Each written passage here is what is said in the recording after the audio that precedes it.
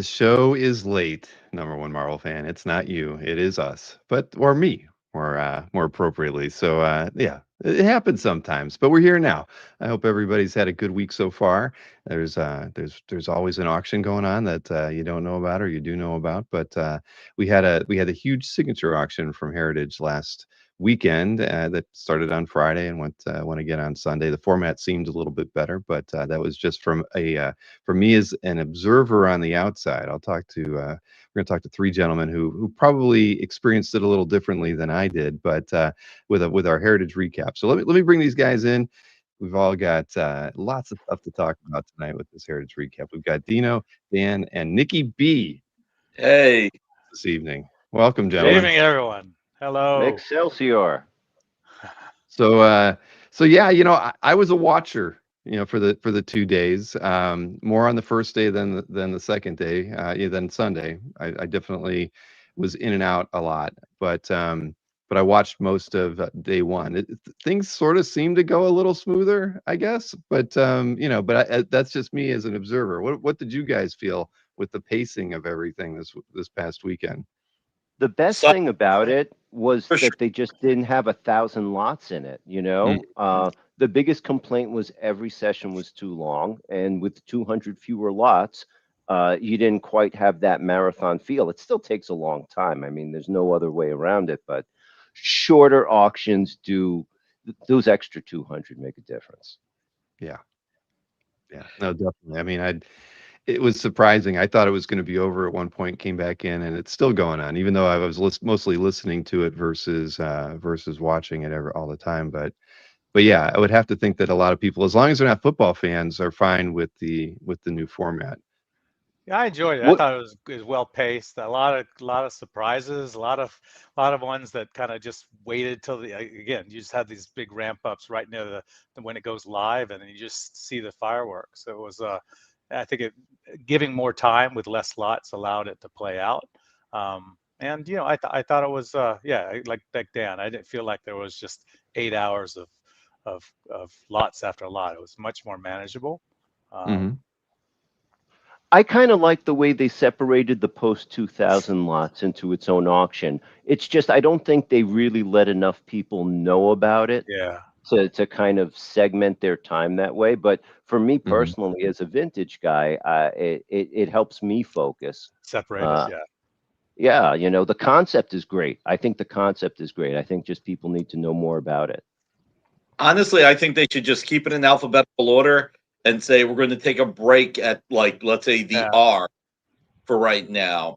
I honestly think, look, there's a lot of Kirby, there's a lot of Lee, one way or the other. So, like, you could literally just say, hey, starting with the N's or the O's or the P's, we're going to take a break here, and then we're going to go there. And Bob Layton's here. And tomorrow, I got Bob Layton art. Just FYI. Thought I'd mention it once. So I was a little surprised because I had a Joe on as the preview for that, and that was where I learned about the separation between the eras, and that I actually hadn't gotten the catalogs by that time. I don't know if it was mentioned in there; it had to have been, but it was kind of a surprise in the change, the grouping of the eras. I mean, I guess in a weird way that might be good for some collectors who are really just focused, in certain eras. But at the end of the day, I don't know. For me, I like looking at everything, so it doesn't really matter to me if they group them or they don't. But I'd be curious to hear from people in the chat or anybody here with me right now that you liked it though, Dan. I guess that's really the point I there. I li I like the idea of it. Anything that Yeah. helps you like break it up into a more digestible piece is just it was worth trying. See how everyone else feels, but it's better than having these 1,000 lot slobber knockers. It's too much. I had two friends that sat through all of it, and they were Oh, annoyed that there was a break. I had one friend who felt the break did him a huge favor because he felt all the stuff after the break went for less than it should have. Mhm. And I did have one friend who said there was a break. I thought it was over. well, Yeah, they I had bet a a bunch of precedent of people. they do have a precedent of breaking things out. I think over some of the past signature auctions, it was the underground comics lot that was separate and you got there, and if you weren't interested, you could kind of take a break and then wait for the next session to begin. But break where all of a sudden you're like, oh, okay, they're going to the underground. All right, we got a half hour. It's just, you know, it was straight through. Look, at the end of the day, I think the break is a great idea. You know, if you're going to go see The Godfather in the movie theater, that break in between is really good so that everybody can. But I think they should just keep it alphabetical order and then order. Hey, Nick, your audio is breaking up on us. I don't know if I assume it is for everybody. It's a little Yeah, stuttery. I'm not hearing it. Yeah, we're losing you a bit there, Nick. I'll get my I other did computer. also, the first 21 lots were viewed as the platinum or the high end stuff. I think this one was much more manageable. I think before, didn't we have like 60 or 70 lots in that first session? If I remember right, it was a bigger number. This one was much more tight, and therefore I think each lot got a lot more focus, and I think benefited a lot from that being part of that choice lot. Mm-hmm. So, Bill. Yeah. How the numbers look? Obviously, the Frazettas set records, and they're going to skew the numbers. Did you take the big Frazetta sale out of the data when you were doing the calculation? I didn't bother putting it in there because at 13.5 million, it would have skewed everything by quite a bit. So, so you can see that's the first listing here, but the second listing is the 11.6 million from the 752 lots. Okay. That that was in there that didn't include the Frazetta. So the average sale was around $15,500 per lot, up from the June sale, which had a lot more lots and did make $2 million more, but that extra 176 lots definitely brought the overall average down a bit. So and you only took out the Frazetta Conan. You left in the Erie and the Queen Kong also brings it. Look, it seems to me if you took the Queen Kong out of it, it would be very similar to recent auctions. That is to say, across the board, the numbers are looking steady. If this auction wasn't as big as the last one, it's just because they didn't have as many pieces. But per lot, it seems steady to me, even without the Frazettas counting. Yeah, that's true. What would it have been without that? Well, again, it would be around 12 million, and then total. But it would probably much I'm just lower taking lot, out the King Kong piece, right? I'm sorry, I didn't mean to get you guys doing math now. No. Without the King Kong homage, it would have brought the lot average down to 14,210. Okay. Just with that one piece removed. So then it would have been a little under how June performed. So not, it is what it is. It was fun watching the Frazetta Conan painting. Whoops. Hey, I think we lost Nick. There's Nick. Let me get Nick back in here. There we go. Is that better? Yeah, much better. I couldn't see that it was that crazy. But yeah, so for me, I was watching some of the sales and thought there was some decent prices to be had, and that was sort of the interesting thing. Okay, you saw that too. Definitely on day one. We'll talk about some of them. Yeah, we will. But we did do the same thing we did last time, everyone, where we had a set of picks that Dino, Dan, and I guessed at, and Nick was very busy, so he wasn't able to do it. But we can show those lots that we tried to guess where they would end up.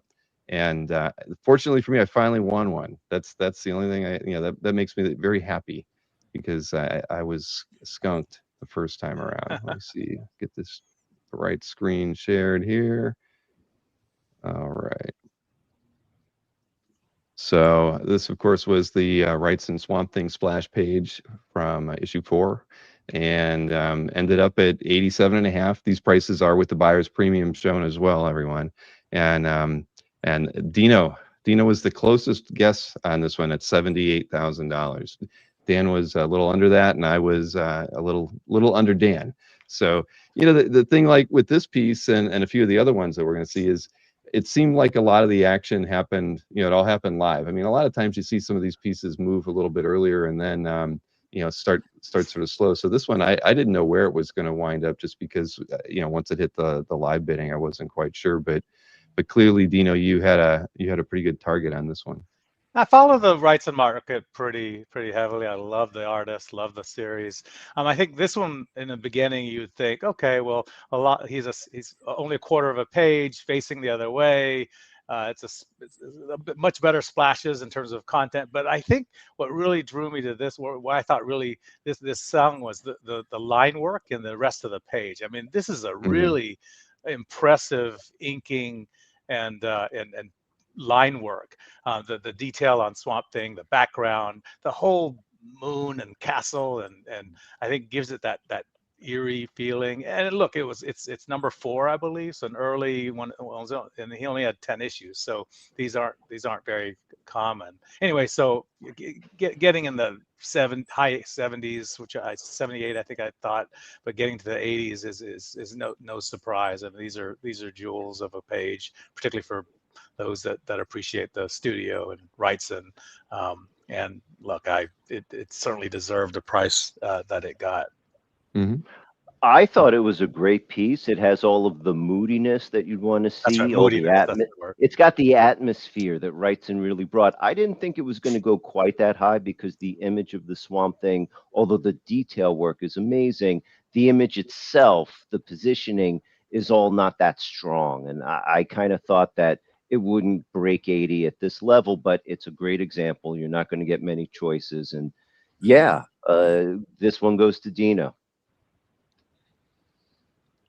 So the next piece was the Paul Smith. Well, there were a couple Paul Smith X-Men pages in here, but this was the one that had the great Wolverine leaping image. But this is the one that it was pretty low when things started. I think that might have been why you guys under 10, I I believe. went with 100,000 on this one, and so I was actually good on this one, but both of you guys were a little bit lower. But I would assume that was because there wasn't a lot of action early on, or even right up until things got started on this piece. It's not just that it started out low when the auction started. It was because this is a record for a Small Smith page. The cover actually sold privately not all that long ago for about this much. It just seemed way a bridge too far to me. And the guy I know who has been collecting these things for years and years and years, the one who I always assumed was driving these prices up in the first place, he stayed off this thing entirely, So I didn't think that there were two guys who were willing to break 6 figures for something like this, but I was wrong. Yes, you were. What was the price? 106. 106 with the juice. Wow. Yeah, and I think I don't right? follow. Paul Smith has a handful of issues, a dozen that everyone really collects, and I think getting a great page with the Wolverine is just. I mean, at some point you kind of say, if I don't bid on this one, I don't know if I'll find a better Paul Smith page, right? So. I guess it's an impressive example. I'm not going to put it down, but it's a record-breaking price. Two guys really wanted it. That's right. Great stuff. It's a great page. Then let's see. We picked the Liefeld. This one finished at 57,500. X-Force 2, second appearance of Deadpool.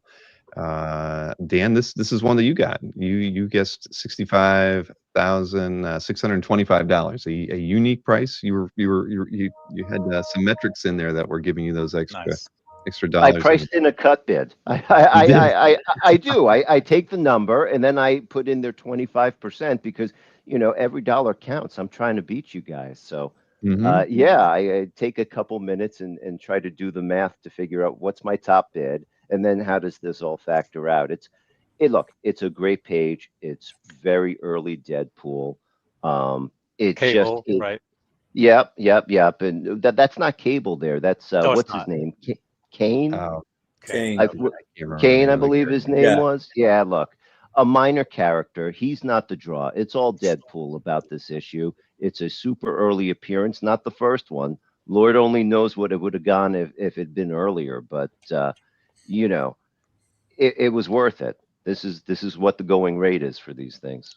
If I actually would have thought this would have won for higher, only because they're so impossible to come by. I mean, obviously I didn't fill in the blanks here, but I really thought this was going to go for more. Yeah, I read an article saying based on popularity nationally, worldwide, for Marvel characters, it's like Spider-Man, Wolverine, and Deadpool. Like he's in that top three, and therefore I think collectors tend to, will value his art accordingly. All those pouches. All those That pouches. was yeah. I mean, but that's the thing. All three of us were over on this one. Yeah, I was over. So Yeah. which again, I thought it was going to go higher as well. So it is what it is. You just never Still know. a good price. Good job, Still Dan. a good price. All right, then the McKean. And I know that this one is one that Nick wanted to talk about too. This finished at $362,500, and yeah, I don't think. But Dan, you get this one too. So this is your second and final victory. Was on this one. You were at 275, and I was way off at 150. So, Hold on. Didn't it? What I did want you to have, savor the Dino? moment. Wow. What did you have, Dino? I had 168.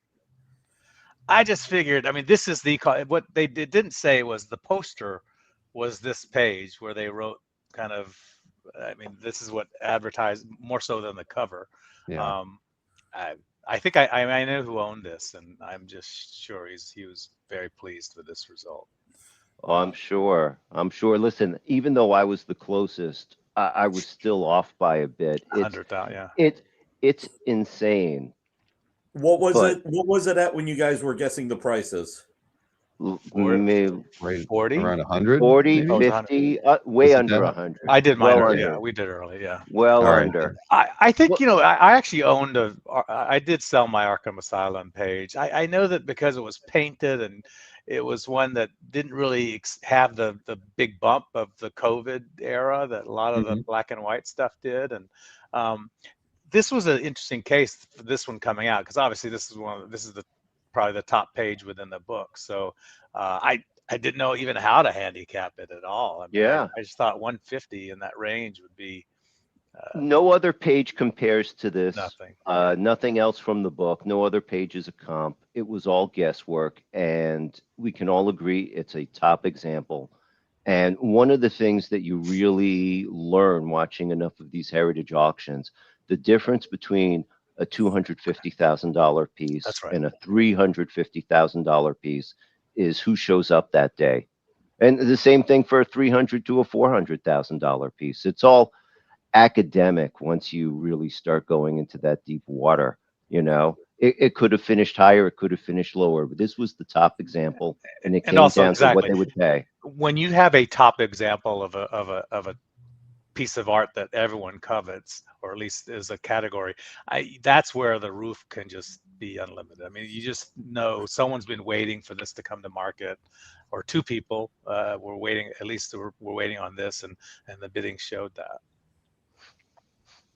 So Nick, this was one of the ones that you wanted to talk about. So give us your perspective.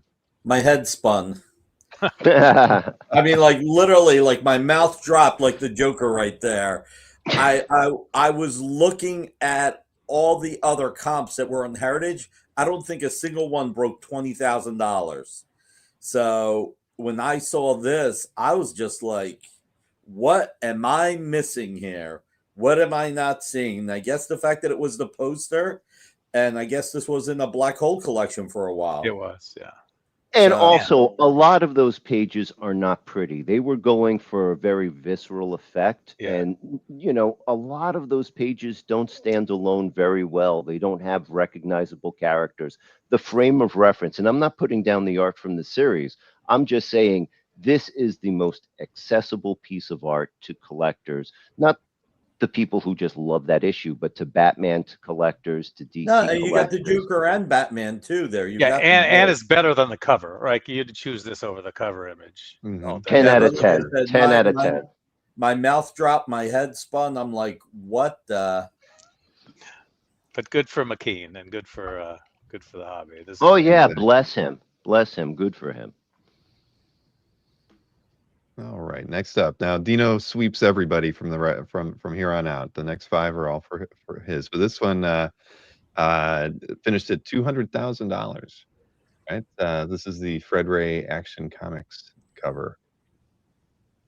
I think I bid 192 on this. I mean, I think right in the ballpark. This is a golden age cover, Superman, twice up, historic to say the least.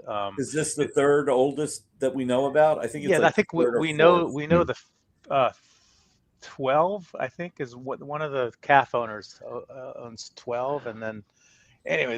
This is a. I mean, when you I Yeah. was obviously a collector of the actual Action Comics, and I mean, just knowing the run, this is one of those great covers of him, Superman in action, and it's big popping in the middle. I Yeah. mean, it's a great layout. Now, Fred Ray himself as an artist isn't that lauded. Like his stuff on the Indian stuff are much lower prices, but he did a half a dozen or so action covers, and those have been the ones that You're people feeling the get early. Schuster there. You're totally feeling You the do. Schuster. Mm-hmm. And I think that Mhm. adds to it. It's nice. It's clean. You've got everything going on. You know, Superman, the villains are running away. It's beautiful. It's And really, I tell really you, when I beautiful. see things like this, I'm just so excited that stuff like this still exists. I mean, when you think about a 1940s Superman cover, I mean, when these come to market, it's just knowing that it's survived the decades is just a wonderful thought. When I started collecting comics, I always thought stuff like this should be at the top of the pyramid. I know it's not the earliest example. There's that thing with Superman and the submarine, but Yeah. this is the earliest example that really, really shows off not just what Superman can do and the mighty and the composition's good, but it also really reminds you of the Action One with the Correct. criminals fleeing in Yeah, the He's holding up the foreground. bar, exactly. right? You Exactly. know, That's it. and it sold, I believe Heritage sold this about 10 years ago for 107. And my logic was it should be triple that today. So I said 300, very unscientific. But like I was saying, what's the difference between a $200,000 and $300,000 piece of comic art? I Who think showed it's up worth that day? 300. Yeah, I thought it was 300. I thought 200 was cheap. Considering this one for 110 years ago, I think you're right. I I would. think I mean, 300. I think the Fred Ray factor kind of limited it, like you'd like Yeah, to say. but I mean, But who cares who drew it? It's a yeah, Superman but action cover. yeah, and I think the Fred Ray factor was obviously there 10 years ago as well, but this just somebody considering this one for that much, somebody got lucky. And this would look great on the wall. And what a conversation piece for even non-comic fans. They'll walk in, they go, "I know that guy. I know who Superman is." That's a great wall piece. They used a different kind of whiteout joke 1228. Right. Yeah, yeah, they don't have it anymore. I'm sure after Whiteout, it overwhelmed it. So next up is the Watterson. These there's not a lot of comps out there, but I think there's enough that I think we all always have a good idea on what these things are going to go for. This one for was it 237, and Dino, you guessed 264, and Yeah. and you and I were on the other ends of this. You were at 300, and I was at 200. So Dino Well, got I mean, guess the rarity of all this. I mean, no one can complain when you get a Watterson, Calvin and Hobbes. I think this one I actually like better than one that sold previously for 300 plus. This one has the both Spaceman Spiff. characters. Yep. I just think it was a great example, and I wouldn't have been surprised if it went more. I do sense there's a panel that's all white space, which kind of detracted a bit, but I mean, you have both main characters here, kind of a nice example, and yeah, who knows? This is a museum piece, so anything in that 250 up would be no surprise. I love the gag. like It's not colored in like Spaceman Spiff is, and maybe there's someone who really loves Spaceman Spiff. But if that thing, the Spaceman Spiff, is over 400, I had no problem pricing this high. Calvin and Hobbes is not something the market is ever going to have enough of. Never. So whoever pulled it in, maybe they paid too much today, but they didn't pay too much. No. James, I have a feeling that anybody that can afford this probably doesn't worry about that too much. Yeah, but for this, when he says any thought that would flood the market and will they all draw? Yeah, I don't think so because the It's Calvin and physically Hobbes, impossible. it's right because it's all in the Billy Ireland, right? I mean, pretty much everything is that Watterson worked on is there outside of less than 50 pieces, I think, and Wow. the numbers in the 30s, I think that is Yeah, known to yeah. that he sold or gifted. So What yeah, day? What days is the museum closed? Saturday and Good Sunday, luck. unfortunately. Sadly, You're yeah, not the Saturday first and collector to Sunday. get that idea. Yeah, but no. So I don't see. I just see. I don't see this market ever getting hurt at all because of that. When you have so few pieces out there that are legit, then yeah, these And things are going to continue to go up. and Calvin and Hobbes was just too beloved. It's too Hmm. beloved, and there's just too few examples. That simple. All right, next up, Dave Gibbons Watchmen 5 story page. This one ended up at $212,000, and I think it was kind of going slow there for a while as well. We all were under on this one. I think Dino, you were at 180, and Dan was at 106, and I was at 125, and yeah, and I'll it ask. went I'll to ask the one 212. question again. What was it at when you guys were figuring out what it would end at? I'm just curious. I think the bid was in the 40s without 30, 40, counting yeah. the buyer It was in the credit. 30s Yeah. when we were, yeah. Yeah. And Well, it was surprisingly so too. I was like, wow, this is a piece that I thought a lot of people would bid on early. And so when we were less than, I think, well, it was around 2 days out, to see it still, around $40,000 was a little shocking. Yeah, I had a sense it was yeah. going to pop. I keep notes of. I have the Rorschach page from number 6. I kind of looked at kind of the list of offers or interest levels on things, and it's in this range. I mean, it certainly deserves. I didn't think quite 200 yet, but I thought 180 would be very, for a memorable scene like this with a good kind of Rorschach in his face mask, a full panel of him. I think I know why this went for this much. Most Why? of Watchmen are 9-panel pages. This one's only 8 panels, so you've got like You can amortize it over a 6-page splash. Bad joke. Well, I'll say this: there was a lot Rorschach of interest. Yeah. There was a lot of interest in Watchmen pages. All 3 of them did well. There was one I didn't much like at all, and that thing still did 40. Yeah, So no the Rorschach floor on that was one. there. Yeah. No, it wasn't a special page, but 40 for a page that isn't all that impressive is pretty impressive. When a page like this sells for 200, that's impressive in a different way. That's wow. But people want these pages. At least at this auction, they did. Yeah, just imagine if Rorschach was in every panel, what this one would have gone for. I mean, this is like another 30. Another 30. Oh no, I'd add maybe 20 per panel. So if he's in 4 other panels, I'd add another 80. No, that it's the Moloch bullet in the panel middle. That's really what yes. did it. Honestly, that Moloch panel in the middle really does hold it all together. It does. It's more valuable. I think with Watchmen, it's all about the scene. I think the scene itself is just one of the ones. Yeah. That, well, it's a great moment. Everyone remembers this moment. Yeah, this is pivotal because this is when Rorschach gets arrested and they take his face off. And no, seriously. I mean, in the next couple of pages, he's like screaming, my face," as they take it off. Yeah, we know. Everybody knows. Everybody remembers this scene. If you know Watchmen, you know this scene. So I can't believe it. I get it. It was more than I expected by a wide margin.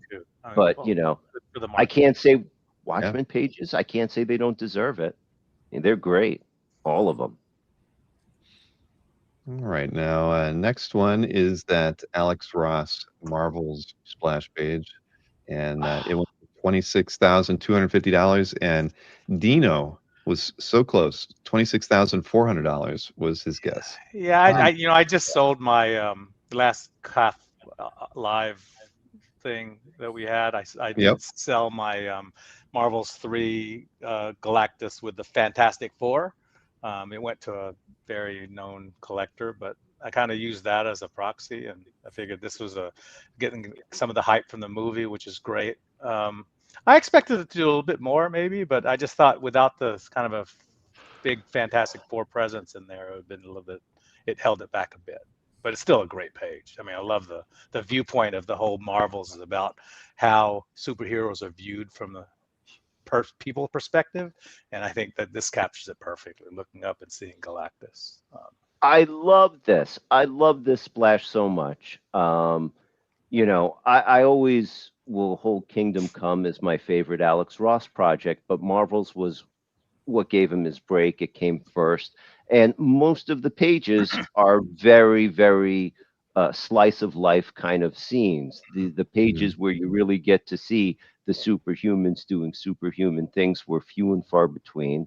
And up until recently, there were a couple of collectors who were bidding up anything decent with Galactus and Silver Surfer in them. I don't know if there was any turn from the movie, but I expected this thing to run. I actually wound up bidding on it. I was the underbidder. Okay. I already told Heritage if the winner backs out, they know who to call. I think it's just wonderful. Oh, and I thought it was too cheap, even if Dino's right. I love the rays coming down from him. I mean, that's like such a great color palette added to make sure you see it. I mean, Alex just killed it. All right, one more from our picks, and then Nick will go through your set. This is that Mike Zack Secret Wars title page from issue 7, went for $45,000, and we were all on. Well, no, we weren't all under. Dan, you were over, but at 75, Dina was the closest at $28,800. It's a real X factor. Everyone's guessing on the value of this one. You know, how much of a bump does Secret Wars get these days? How much of a bump does a first appearance of a tertiary Spider-Man character get these days? There aren't that many clean splashes that really focus on the characters in Secret Wars. There were all these big sweeping, landscape scenes that were coming through. So I hadn't seen an example like this. I had no idea how to value it. And that's why I kind of put it in front of all you guys to see how everyone else would guess, because this thing could have gone anywhere. Low, high, in between, nothing would have surprised me. When I look at a Secret Wars page, I kind of look at the character composition. Are major heroes involved, whether they're big or small? I think a lot of these pages you have characters that are tiny in the image, but just having key characters. And I thought, these had some key characters in it. I just didn't think it had the same as what would merit a 40. But it's the first appearance of Spider-Woman, right? It is. Yeah. It is. And you'd argue this is the first interior page. I don't think she was on the cover, right? I think she was. She was. Yeah, but it doesn't matter. Everybody still wants the interior page. Yeah. I mean, look, think of it like this. When Nightwing, when Robin became Nightwing in the Teen Titans, he's on the cover as Nightwing, but the page where he first appears in costume still goes for a huge premium. I mean, I seem to remember it was at the hotel conventions that Zack threw, Dan. The New York ones, yeah. Yeah, I remember you bought the first Nightwing for your buddy. I was there. Right. I remember exactly.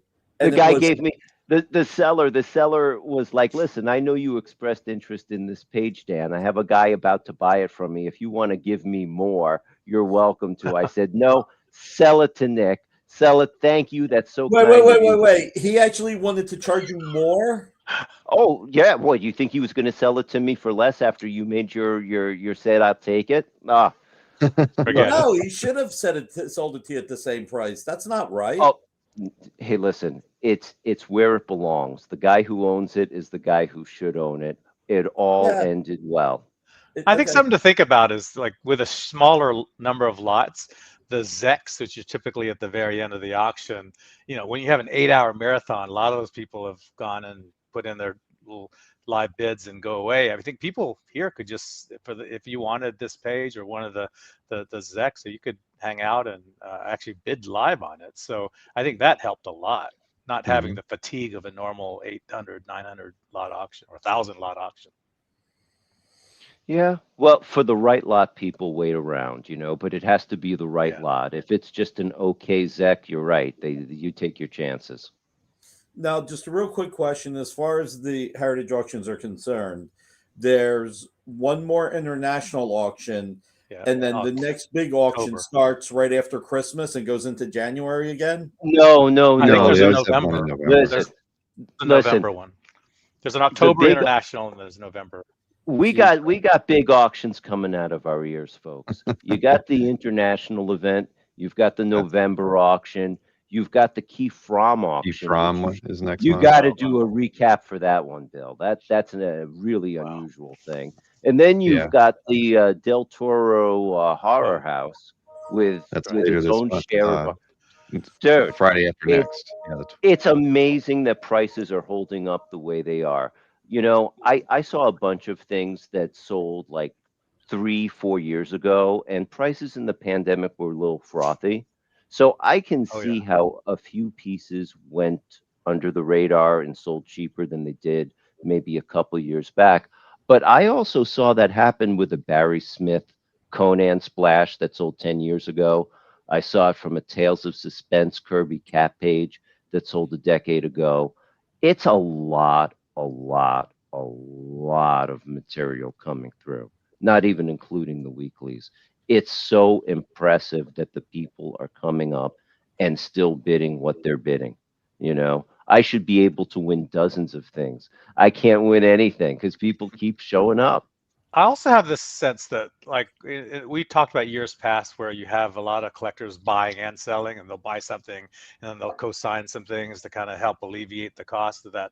And that was always kind of the mainstream collectors. The big whales used to always they were just black holes. They never wanted to sell. I think you can look at around the world. There's some lot of big collectors that are going after choice pieces, but they're also starting to let things go too. And I think that's why we're getting a lot more. Well, that's the whole thing. I think people letting go of big pieces is drawing people in. That's and right. we shouldn't lose sight of the fact that there is one. Look, I won my first heritage significant piece for the first time since the Diamond bankruptcy happened. And the way I won it was I did a 3-way deal with somebody. There was this one cover, Brave and the Bold 125. I didn't even pick it because I didn't think I would, we're cutting this off. This auction. I'll stick around for the whole thing, but real quick. So this cover was, and if anybody knows who owned it, don't say anything. I'm not naming names. But the person who owned the cover offered it to me for like $60K 10 years ago, which was an expensive price. And then about 5 years ago, he texted me and he said, "Look, I'm raising money. I'll sell it to you for $30K." And I was like, that's still too much. And, pre-pandemic, etc. And then when it came in the auction, somebody wanted a piece, some art that I had. We were working out a deal. I was raising a little bit of money, and I said, you know what? Let's make this a little bit.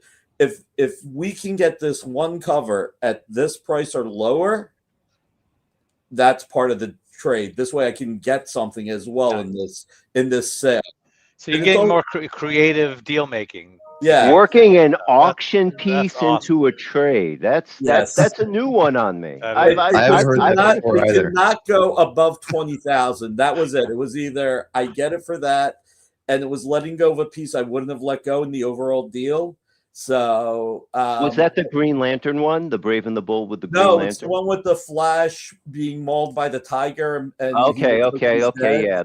I'll admit that I've done this deal making trick a bit where I say someone has to buy one of my pieces, and I say, well, I would sell that if I can get this other piece that's coming up in the auction.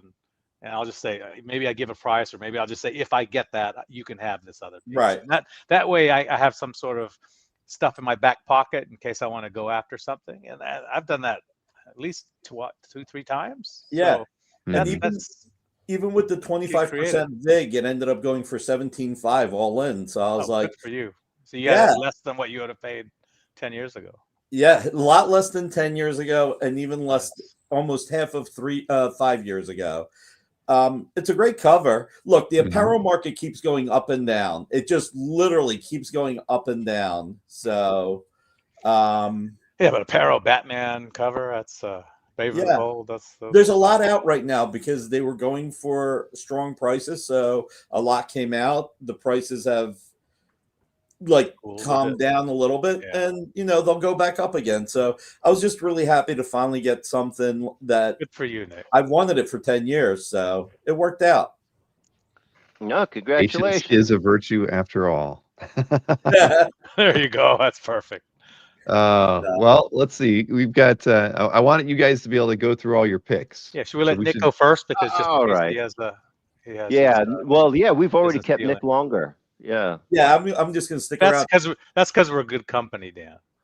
Absolutely. Ooh. So Speak for I yourself. actually thought if you ever wanted to burn X-Men Death of Phoenix page, this went for, relatively speaking, a soft price. But I mean, there's no backgrounds. It looks like it's inked with marker.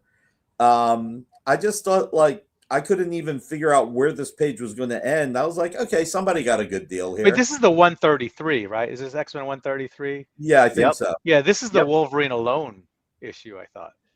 It is, right? but it Yeah. also has like this little The start of throwback the theme. Right. And, This Correct, is correct. Mastermind, That's right. making Okay. making Phoenix Yeah. think that they're in Victorian Oh, times, that's right. Right. Yeah. and he's It fighting would have been Cyclops. That's awesome.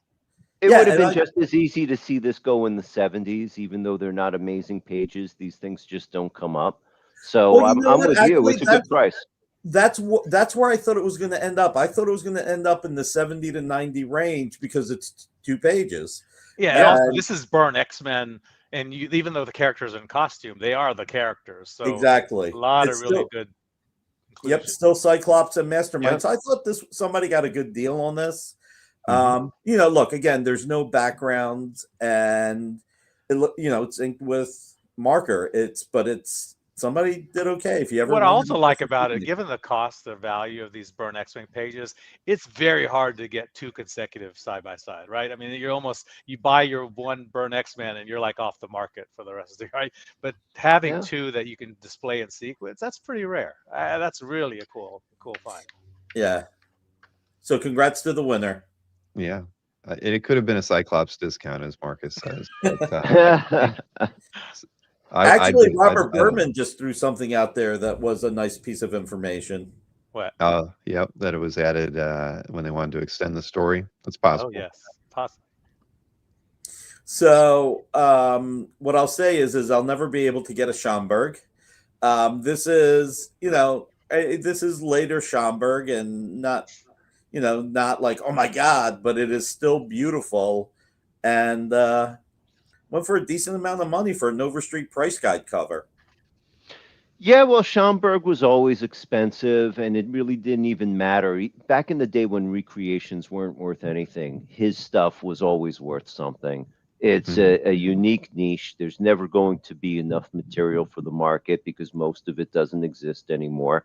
So this is going to be as close as most collectors will ever get. This is another one of those things where I have no idea what a price for this should be. I just know that they're rare enough to justify paying big money. No, they are, and then that's what I'm saying. I mean, like, this is later, and wow, he painted this when he's 85. It's great, but it's like if you get anything peak or prime, it's like it's good because I think there was a splash last auction that went for over 30 grand. I can't remember exactly. Yeah, but it was a splash with Human Torch, and he was Yeah, that like, was an probably. interior. But I think actually the Overstreet cover helps this because I think getting a published cover by Schomburg has some cachet, because as opposed to some of the things that a lot of his unpublished work, he's done some work for like some like journals, science journals, and then the interior page. There's no golden age covers or timely stuff, so here you're getting the timely heroes in a published cover. Look, this is if you're going to go after Schomburg, this would be right on the brand. And like I said, they're just such a premium. Marcus, you're right. Pre-Diamond bankruptcy, maybe. Actually, just real quick, the other lot I really wanted in here, and I had to make a decision on the trade. It was either that Brave and the Bold cover or the Aparo Silent issue of Batman, because I used to own that, and I sold it years ago. I always regretted it, but I had to make a decision which was more important to me, and I went with the Flash Brave and the Bold cover. So because I had the other one at one point, so it's like Yeah. That's cool. Yeah. This, I mean, maybe the right price, maybe a little bit on the low side of fair. I mean, Wolverine, Sam Keith, these pages are shooting up in price like crazy. Since Albert's not here, I'll tell this story because he would then call me and say, "You owe me money." But do you remember one of the first recaps we did, Bill? And Albert was like, "I can't believe that Sam Keith went for so much. I've had this one page on my site for $4,000 for years and nobody buys it." Yeah, so he had to shut down the whole site. Yes, he had to while he's talking, I went and bought it. Yeah.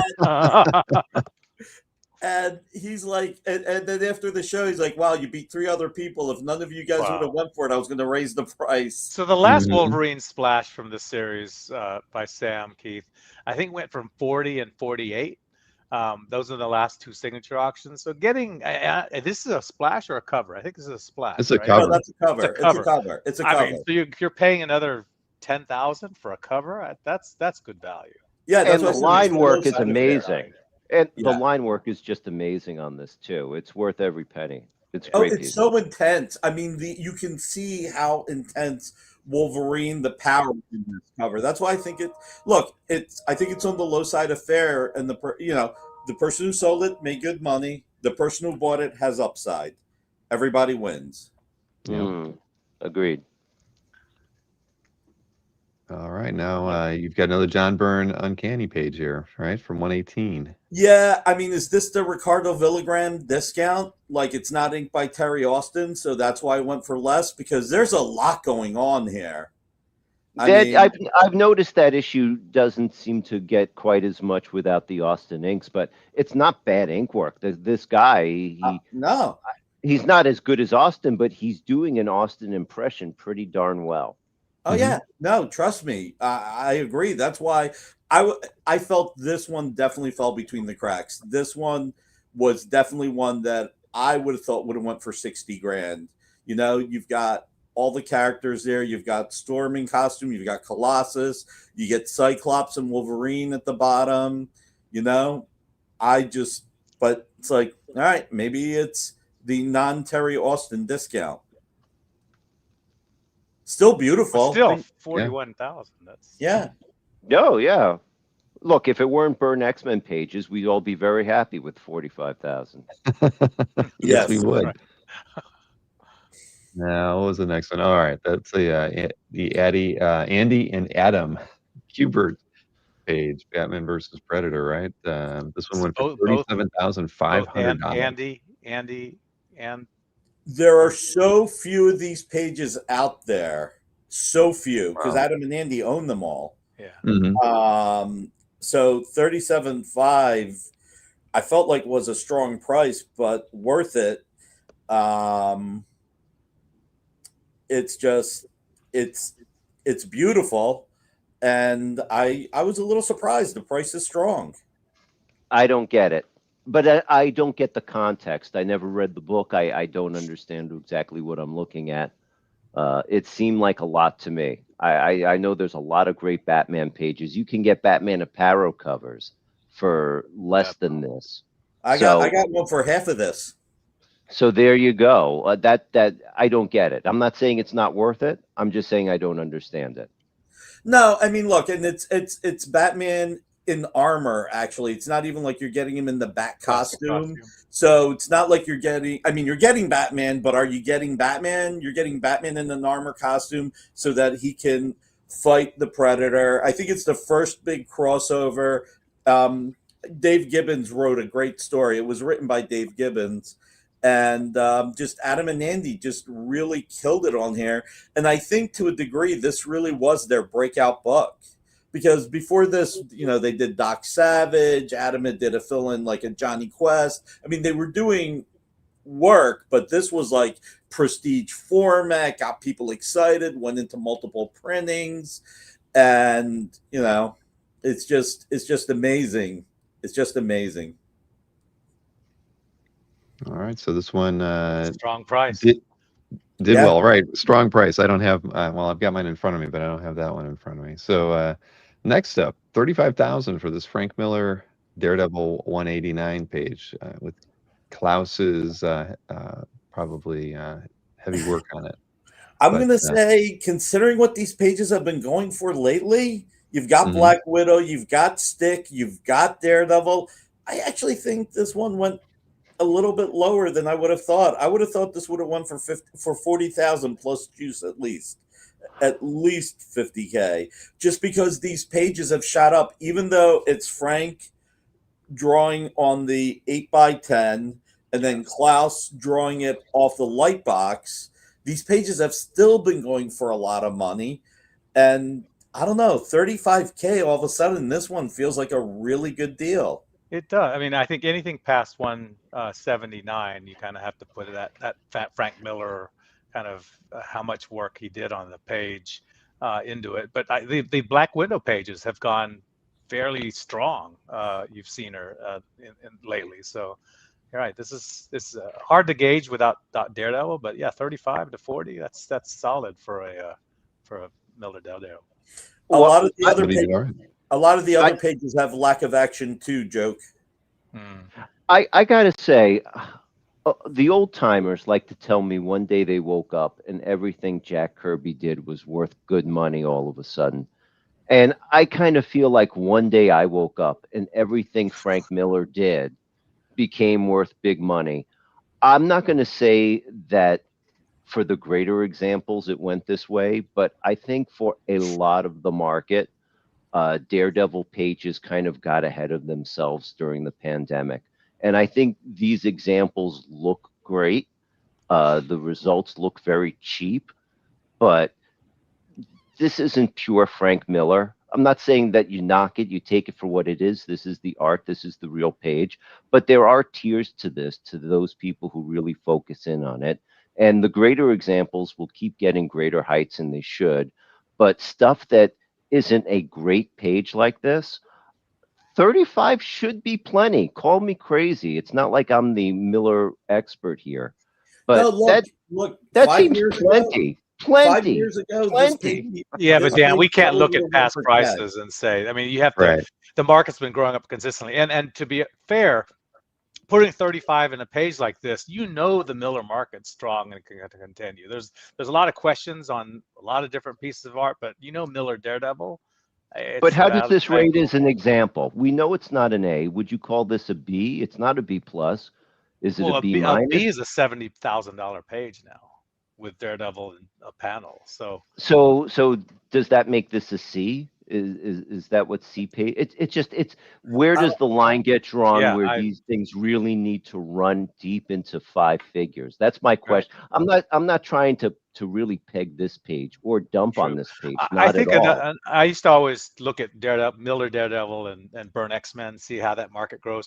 There was a lot more Burn X-Men issues than the pure Frank Miller ones, and then you tend to have, I don't know, the because of all the very fewer pages with marquee Daredevil in it, right? Because there's only a few characters, and so getting a solid page is almost the best you can get if for a budget. Wow, getting a Miller Daredevil for mid-30s, I can't complain. No, again, Hey, it's a good starter page if somebody's just been looking for a Miller Daredevil, and this. And I think baseline, if there was a page with no characters on it, Miller from the series, that's 25.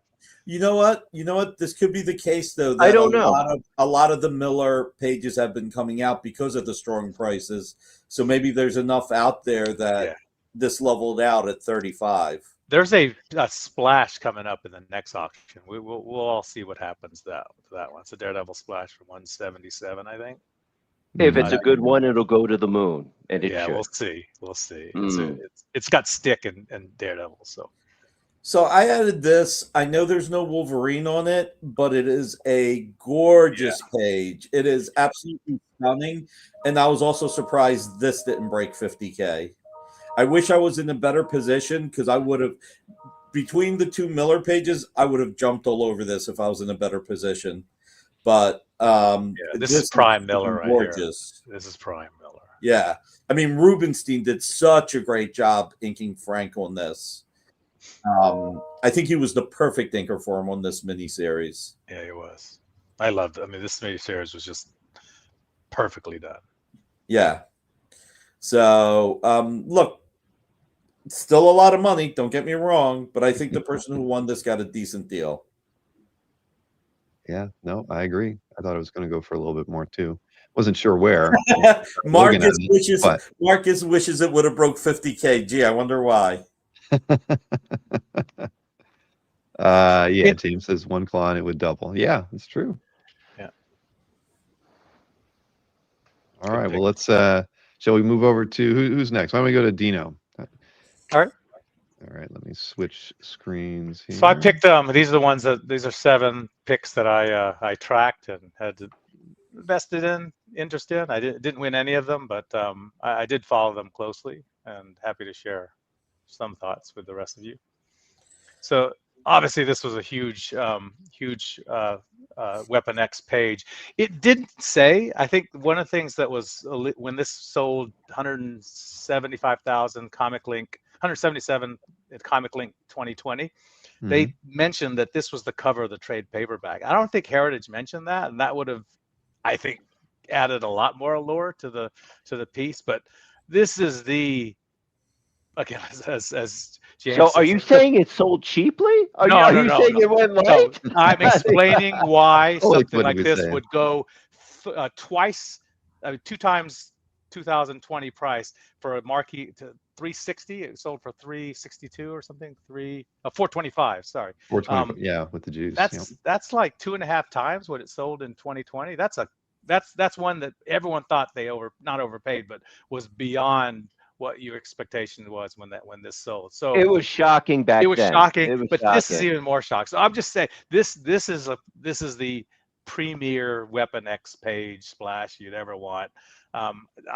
Some people would choose this over a cover too. I mean, this is just extraordinary. So 425. Hey, look, when you go after the best, you have to be prepared to pay the top dollar, and this got it. Look, I will tell you why I was happy this went for this much money. And maybe it's a little bit of a selfish reason. Yep. The splash I sold to Carl Choi because, with everything going on, I was selling some of my art, and it was a splash. And I sold it to him, not at the price that I wanted, but not at the price that he wanted. Mm-hmm. So when this hit the 425,000 range, I messaged him and I was like, dude, you owe me. I didn't say that. No, I would never say that. Send that back. No, I changed my mind. No, that's not what I said. I said, Carl, I feel a lot better about the price that you paid, and hopefully you do too, because I think right now you could flip that page for twice as much as I sold it to you. No, look, I'm happy because like he paid more than he wanted to. And sometimes you're like, oh man, did I charge too much? I'm like, nope, I didn't. He's good. So I'm glad. So I was happy. Good stuff. All right, Bob Larkin. This was a nice piece. I thought this was great to highlight. First of all, it's card art, so you don't rarely get to I'll be right back, guys. To feature this in our recap. But I mean, this went for 45,000, a brilliant image. I mean, we think of Wolverine going after Sentinels. Just in context, 45,000 is 10,000 less than Larkin's Dazzler 1 cover, which of course was a marquee painted piece with I think Spider-Man's on the cover, etc. And then this is 10 times what his next highest heritage lot was the Bishop Fleer Ultra X-Men Fleer Ultra X-Men card art from the same series. So this shows you that Wolverine premium, and obviously the image here is just fantastic. I mean, 45K is a lot for card art, but man, if you had to pick one, it's hard to beat Claws Out Wolverine going after a Sentinel. I just thought this was a beautiful piece. It would frame well, and it would just be monster on someone's wall. I don't know all that much about the card art market, so I asked a guy who knows something, and the only thing he was able to confirm with me was that price is cuckoo bananas. It just goes to show that the card art field is growing, and there are a few people who, when the right piece goes in front of them, will go hard to the paint, because logically it shouldn't have hit that, but obviously it's something that really motivated a buyer. Card art. Right. And it's hard. Well, it's hard to say, right? I mean, they know it's published. They might just be a Wolverine fan, somebody who's looking for something from Larkin. It might not have been a card art collector. Like you said, it may not even be a Larkin collector. Right. It's hard to say because it is Wolverine, it is Sentinels, it is painted, so it has a lot going for it. My justification is that we're tapping into the kind of big nostalgia, early 90s X-Men. It's just boom, right? And whether it's a card art or a cover, if this were a Wolverine cover, 93 published by Larkin, you could start to think 40,000-ish for something of this quality. So I just think the card art may have thrown some people because they don't collect card art, but from an artistic standpoint and what it means to X-Men fans and early 90 art collectors, I think this is very, very strong. Is that only? Oh my God, that's 7.5 inches tall. Oh my God! Just imagine if it was 11 by 17, then. Oh 60,000. Wait, what does the description say? It said that. It said like 7 by 10.5, right, around there. All I know, this will get blown out of the water because the next Fleer card art is the Cyclops cover in the next signature auction. So there you go on that one. So I chose this one. I love Swamp Thing pages that go above and beyond. So this one, you see even the title art and the images on the side, the images within the image, and then the line detail on the page. It's a minor artist, so to speak, Dan Day, but has Toddleben and inks. I just love the chemistry on the page, or the composition of the page. Interesting. This one is sold for $37,000, and this was like lights out, greater than any Dan Day page, even Dan Day Swamp Things. I think pre-2017, these are all regular pages are all under 3,000 for Dan Day Swamp Things. So why did this go for 37? I think there's some historical. This is Alan Moore's first issue.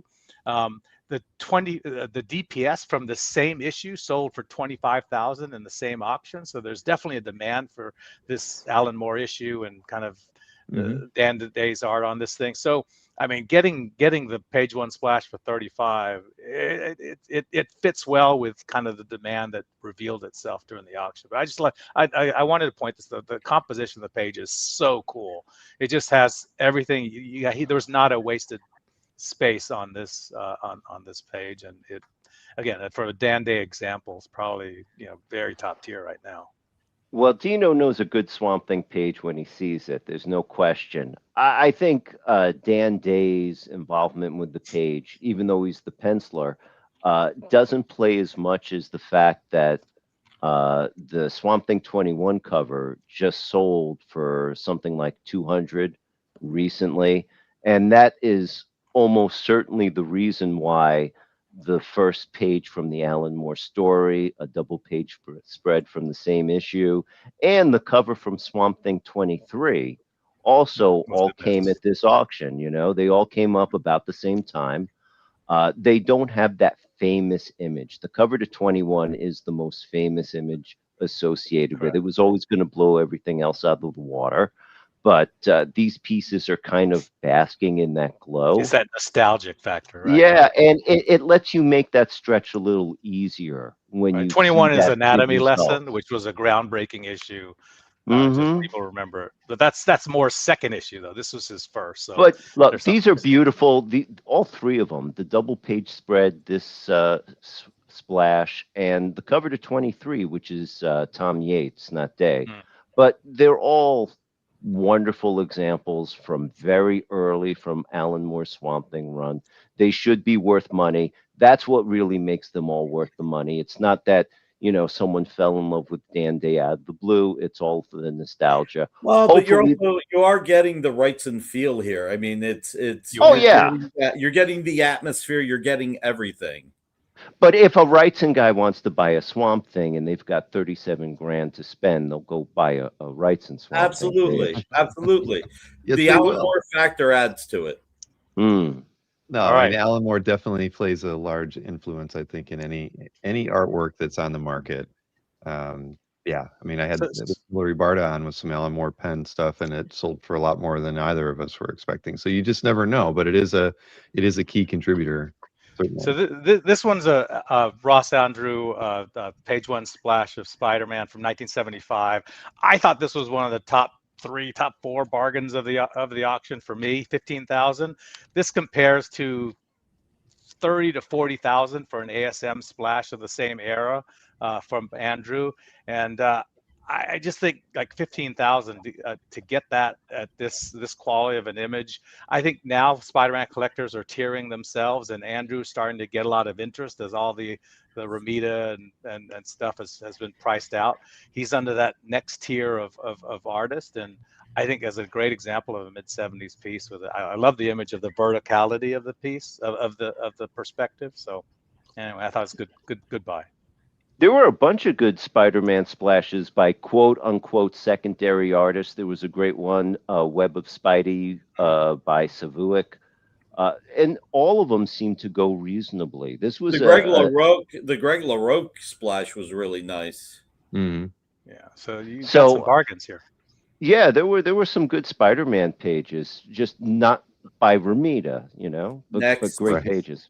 Next, a 70s Ant-Man, 70s Ant-Man cover for 12.5. I mean, this could easily be on a dealer wall for 20. I thought this one cheap. One cheap. And Ant-Man isn't a minor issue. He's been in 7 movies now. He's part of the Avengers. I thought the popularity and the whole image of him under the shoe evokes his Tales of Astonished 35 cover. Yeah, that's why I thought it was cheap. I love those homages. So anyway, good deal here. Very good deal. 25. I definitely, someone got a great deal. It'll be on Albert or Berkey's or Bashara's wall. 25. New York Comic Con. Just give him a month or two, and one of them. Oh yeah, too bad. All right. Well, I'm glad somebody here picked a Werner Roth. I had to. I mean, I will say one of my earliest Marvel memories is reading that 28 to 35 Werner Roth X-Men series. Anyway, I love this one because for 10,000, which is what you get from a top end Werner Roth X-Men page, I think the average ones are in 5 to 7, and the good ones with some key villains are 10 to 12. For $10,000, you get basically all the full team, and then that bottom panel that evokes the X-Men 1 cover, with against Magneto. Fantastic. I just thought this was a great image that kind of fell under the radar for those who just dismiss a Werner Roth X-Men page just because it's Werner Roth. But man, what a great content. And then look at that image of Cyclops for you Cyclops. I know. I really wanted this page too. That's an extra 2,000 on that one. Yeah. I knew it was 10,000 well spent. 10,000 well spent though. Yeah, without question. I mean, this was a fantastic page. I mean, remember the page I think in the prior auction by Roth where Magneto was lifting up the whole mansion went for 18. And that had the team. And that had the team they were all knocked out in the first third, and then it was a 2/3 splash. Yeah. So this is to me a cooler page because it has everybody on it, and they're fighting Magneto. But good deal at the end of the day. Yeah. And last one, I just wanted to pick something. I always try to pick something low cost. $6,000 for a early burn. Sensational Hulk. This is before he jumped on the series. His tryout was a Marvel graphic novel. You have a lot of action, a lot of quirky She-Hulk like narrative here. And for 6,000, look, I think it's a top artist in a character that he drew. Argue he was the best drawer on She-Hulk. So I don't know. I wanted to highlight it. Look, She-Hulk is fighting Superman for burn prices. I mean, it's X-Men, it's FF. For the longest time, it was just Superman, but now She-Hulk, I mean, people are really digging into it, spending more money on it. Mhm. I don't think I'll ever get a She-Hulk page. They just keep going up. They keep going up, keep going up. Anyway, before I pass that along, I just wanted to shout out to James Dornoff, who I came into a business meeting, met a mutual friend of ours. I introduced myself as Dino Mauricio, and I hear this from the back. I say, Dino Mauricio, are you on CAF? I love that. So we end up talking. James knows who I'm talking about, a good friend Ethan. That's awesome. We just talked about Cool. art and kind of just started talking about just part of the community. It's so great to hear that. Made my day. Made my day. So, James, I've been thinking of you and hope you're enjoying the Demon Bear page. Now, Bill, I Yes. know that we're supposed to be done, and you've got other segments to do. Are you sure Uh-huh. you want to make the time to go? We can go through my this real segment? quick, I think, right? Okay, 'Cause I'm you going to picked- do it real. Yeah. Cheap. This one cheap. Yes, well, I agree with you. I agree with you so much that I want it. Oh, I've congrats. seen this page. Congrats. I saw this page with a dealer, I want to say 5 or 6 years ago, and it looks so great. It's a very nice example from a series that I was very fond of. I think this is a great moment from it. I saw it in person, and the art's oversized. It made a great impact. And Yeah, twice up. look, it bounced around a little bit over the last few years. It was 15, and then I think it moved at a calf live. The last time I saw it was 2023, and it sold at Heritage for 19 and change. Good for you, I man. Great. I told buy. myself if it was going under 15, I'd pick it up, and it went under 15. So hooray for me. Congratulations. I thought it was a good buy. Great get. It's a Definitely. great get, and it's They did really a well. memorable page. All right. Frank Oh, Ronan glad you one? picked this one. Yeah, I thought this was cheap. Look, It was, Ronin was Miller's most personal project. He put so much into it. He really put so much effort into the line work, into the thematic. He accomplished so much of it. But as Felix Liu likes to remind everyone, it was this failure, the failure of the Ronin series, that wound up making Dark Knight possible and all the other stuff. Bottom line is, he loved this series. He did not let many pages go. In fact, only and- the first issue pages are in the wild, like a few of the number Right. 2s out there. But Yeah. if you want one from the 4 issues, it's only issue 1 that's on the market. So, Well, I think most of Pretty them rare. are on the market now because of the divorce. You know, when they okay. separate Right. the pages. Yeah. Well, I'll say it like this. These pages used to pass around for 50K. I believe this one might have sold at Heritage previously for 30, 10,000 more, something like that. Yeah. So there'll never be, like we're talking about, never enough Calvin and Hobbes. There'll never be enough Ronin pages, you know. There's only going to be a few floating around, and it might not be the best page, but it's far from the worst. It's got the characters, it's got the mission. It's a good buy. Congratulations to the new owner. Yeah, it's intense. Wow, I was impressed with the That's a good one. result, but I was not Wow. shocked. When it comes to Tim Sale art, you've got Long Halloween and Daredevil Yellow. Those guys are the top. That's the top tier. Then one step below is Dark Victory and Spider-Man Blue, and then, you know, the tiers go on. But this is a top cover from what is considered by many one of Tim Sale's top works. You know, out of all the Marvel stuff, this was the most Dark Knighty kind of dark, shady kind of feel. And the pages have always gone for a premium. I thought this would go for a little bit less, but I did not expect it to go cheap. You know, I always thought it was going to break 50. You know what? 40 to 50 is what I thought it would do. So yeah, it excelled. But it's the top for what it is. Oh yeah. Yeah. Yeah. I tried to get this one. I was hoping it would stay in the 30s, but it did not. Look, I love those early Alan Moore Swamp Thing stories. I have the cover to 24, so the idea of having the 23 and the 24 was really, really exciting, but it wasn't meant to be. You know, the Swamp Thing 21 selling for 200 grand pretty much added a bump to anything that was coming from that kind of era, and just put it a little bit outside my comfort zone, but it wasn't too much. And this is another one of those instances where I believe the artist had been holding on to it ever since the 80s. So I'm glad at least the bump went to him. Sorry, I Yeah. wasn't willing to bid more, Mr. Yates. I mean, these were $20,000 covers. That series pre-COVID, and Right. now Yeah, yeah. wow. Interesting choice That's a here. cool piece. That's a cool piece. Isn't that? Here's the thing. I remember this was in a dealer's inventory. I remember seeing a dealer pull this out sometime in like 2017, 2018. And I said, you never see two up Marvel covers. The way the legend goes is Marvel was always going to reprint stories, but they never planned on reprinting covers. So those early covers, generally don't exist. And it's not just the Spider-Man and the Avengers. It was also the modeling by Millies. I've seen maybe two of these two-up covers. It's done by Stan Goldberg, arguably the only guy more prolific than Kirby.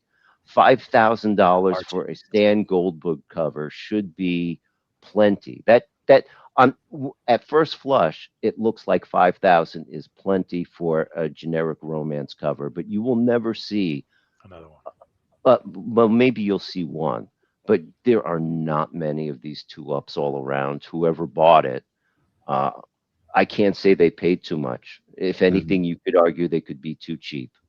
But I mean, well, it's an oddity. It's a platypus. Whoever bought it, congratulations. Really cool that you picked something so different, Dan. definitely. Really, really cool. It's a cool piece. Yeah.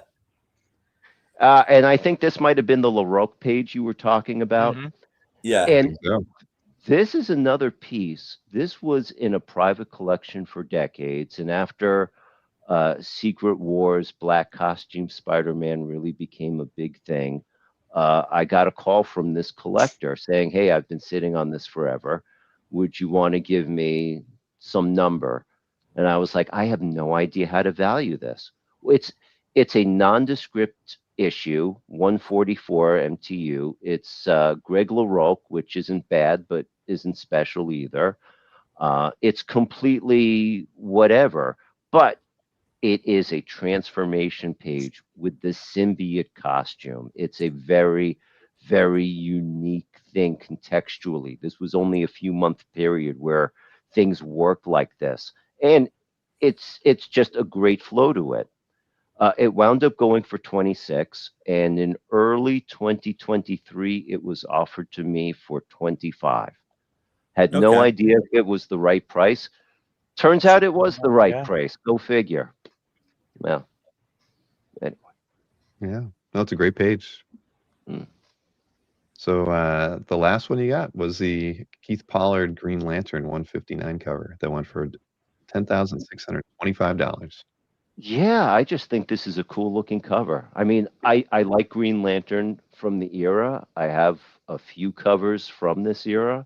I did take a stab at it. If it wasn't going to go into five figures, I would have tried to pull it in.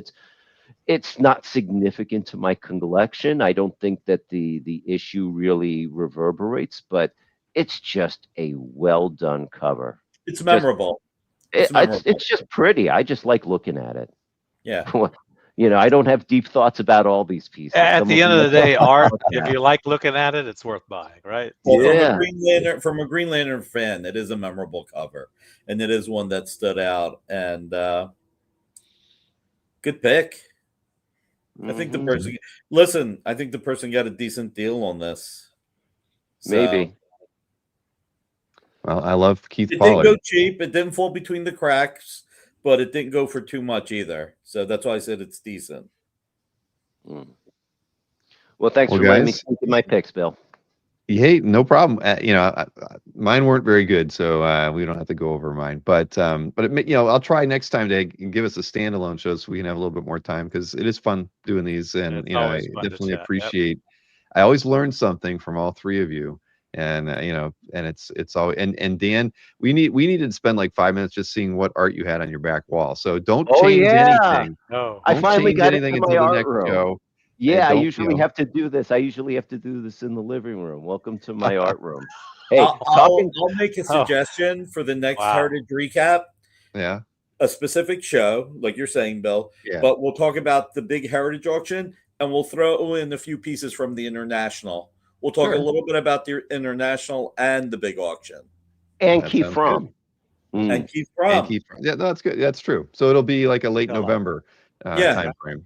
Okay. Yeah, I'll you have no problems getting something booked early in advance for us. Okay. Okay.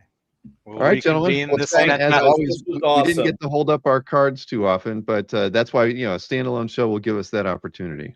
Yeah. That was fun. That was fun. All right. Take care, All right, everybody. All right. Have a Thank good you night, as guys. always. This was a lot of fun for me. Thank you, everyone. All right. Take care, guys. Bye. See ya. Bye. All right.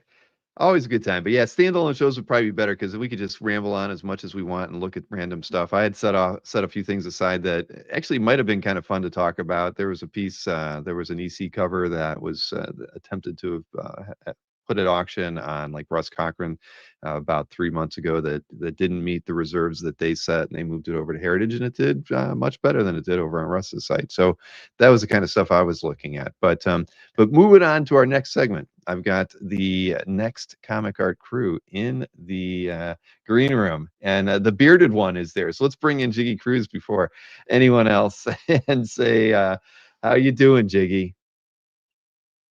Hope you are muted. Sorry, I was on mute. I'm good. There we go.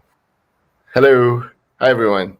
It's good to Bearded see you, Jiggy's Jiggy. back. We saw you in the little video clip recently, and from the Super Manila Con. Yeah, and that was a tiring show. yeah, you look a little 24 worn artists out. to take care of. So The artists look like they were having a great time, though. They were. Less stressed as me. Well, it's a pleasure to have you back on the show, of course. Thank And you. tonight we're going to be announcing some pre-OAX opportunities with 4 of your artists. 2 of the artists, are basically announcements that they're coming because we didn't have them on the site before. So that's Yeah. another cool thing. I actually had to activate them on the site, or I couldn't have put their pre-OAX pages up. So it was like, all right, well, this is an early announcement to let folks know that we have a couple more people from Next coming in. But yeah, no, we're really happy to have you guys back. Obviously, We're more than happy to be back. You add to the international flavor that the show is developing. Yeah, this will be good. So let me bring everybody in. I know that let's see, we knew that JP was coming. Hey JP, always fun to see you. Yes. Hi, Is that a Bill. Mickey Mouse? You got a Mickey Mouse shirt on? Yeah, and it's Filipino. Salamat Pilipinas. And it's official. And yes, we'll be adding flavor to OAX, the adobo flavor in your OAX. Wonderful. Well, you guys all, I get more snacks from the Next Comic Art team than anybody else. And I hope we get some of that Coca-Cola and mango. It's always I'm never with a loss for. I'll bring the Coke Zero. You guys are around. Yeah, and I'll bring boy bawang probably. It's a garlic corn cob. It's like corn nuts. Corn nuts. It's corn nuts. Hey, sounds good. I'll try it. Yeah. Well, here, I got Von Randle's in here too, and Von was on the site already. Hey, Von. Sorry, I'm interrupting you now. I saw you were working. That's why I decided to bring you in. So it's good to have both of you back to the show. Now, the 2 people that people did not know were coming to OAX are, let's see, Jim looks like he's driving a car right now. There's Jim Jimenez and Harvey. Hey, Yes, right. always good to see you guys. I'm worried about Jim driving his car though while we're doing this. But it's but it's morning there, so you guys are probably all just getting started with your day. Yeah, with my coffee, probably Jiggy and the rest too. And Jiggy's not even at home. He looks like he's on the road. No, I'm staying at my parents' condo, so we had a long day yesterday. So going home today. All right. So again, you guys, the Next Comic Art team has been to OAX the first 2 years of the show. Yes. And so this is year 3. I know we're going to have you guys will have a strong team there again as always. And the thing is, there's always I know the pre-OAX stuff always goes really well for you. And the great thing about everybody on the team is that at the show you're all sketching too. So except for you, Jiggy, you're managing everybody, but the Managing team everyone, is talking to always people. drawing. That's The last like 2 hours of the free sketch. That's the time where I can go around. Oh, is that shop what you around. do? Yeah. Do you actually take that time for yourself to Yeah. kind of just check out what else is on the floor? Mhm. Yeah, that's a wise move. Let's see. Marcus says Harvey and Vaughn are beasts. Okay, that's a strong vote of confidence from Marcus. Yeah. So how would you like to start tonight? Who wants to go first? I know that JP's got some stuff going on. But I'm open to who's pre-OEX should we start with I today? think we should start with Gigzilla. He was the one who was backstage first, right? Or was it I Vaughn? believe so. Yeah. Yeah. Even before you were there. Yes. So we got to start with JP. All right. Yeah. Well, let me get over to the website and make sure I get everything turned on over there as well. So let's see. Here we go. Is Marcus going to OAX this year? Is Marcus? All I can say is we try, right? We try to get Marcus to go, trying. and all we can do is keep asking. He can keep politely turning us down and everything, but that's kind of up to him, right? So it is how it goes. Now there was something that you guys had going on though, I think with JP. Did you want to talk about that first? Yeah, so anyone who orders a JP, whether it's a card or anything, JP prepared something like a raffle, but it needs to be ordered within the next 48 hours. Okay. So Japes, want to show it? Yeah. You know what? This past few days, I really love fangs and characters with huge teeth. So I'm on my predator mode right now. So as you can see, so just like what Jiggy said a while ago, will be including or offering this raffling the sketch card. If you what's that, Jiggy? If you order if you order any of the JP commissions. Yes. So yeah, here you go. Yeah, Lots that's it. in that one. The Some not even his, but yeah, that's awesome. But here, I did turn on JP's commission opportunity. I'll throw that link in the chat, and then we can look at some slides. And was there? I think you had another piece, at least that I remember, Jiggy. Did you send me two pieces or only one? Oh, that was Jim's. That was Jim's. Oh, that was Jim's. That's got it. Jim's Okay. surprise. Yeah. Got it. All right, so I've got this one. So let me go ahead and show what the opportunities are from JP. I've got the slides queued up over here. And here's the first one. So a couple different options. And like with a few other people who are going to be our guests at OAX, we do have a sketch card option. And this is going to be on OAX 2026 stock that we're finalizing the designs of right now, and we'll be getting printed soon. So two levels here. You have an inks only option at $50 and a colored mixed media option at $75. yeah. And colored is usually the way to go if you're going to get something from JP. That's Yeah. that would be my recommendation. Definitely. I'll be happy to color it for you. Yeah.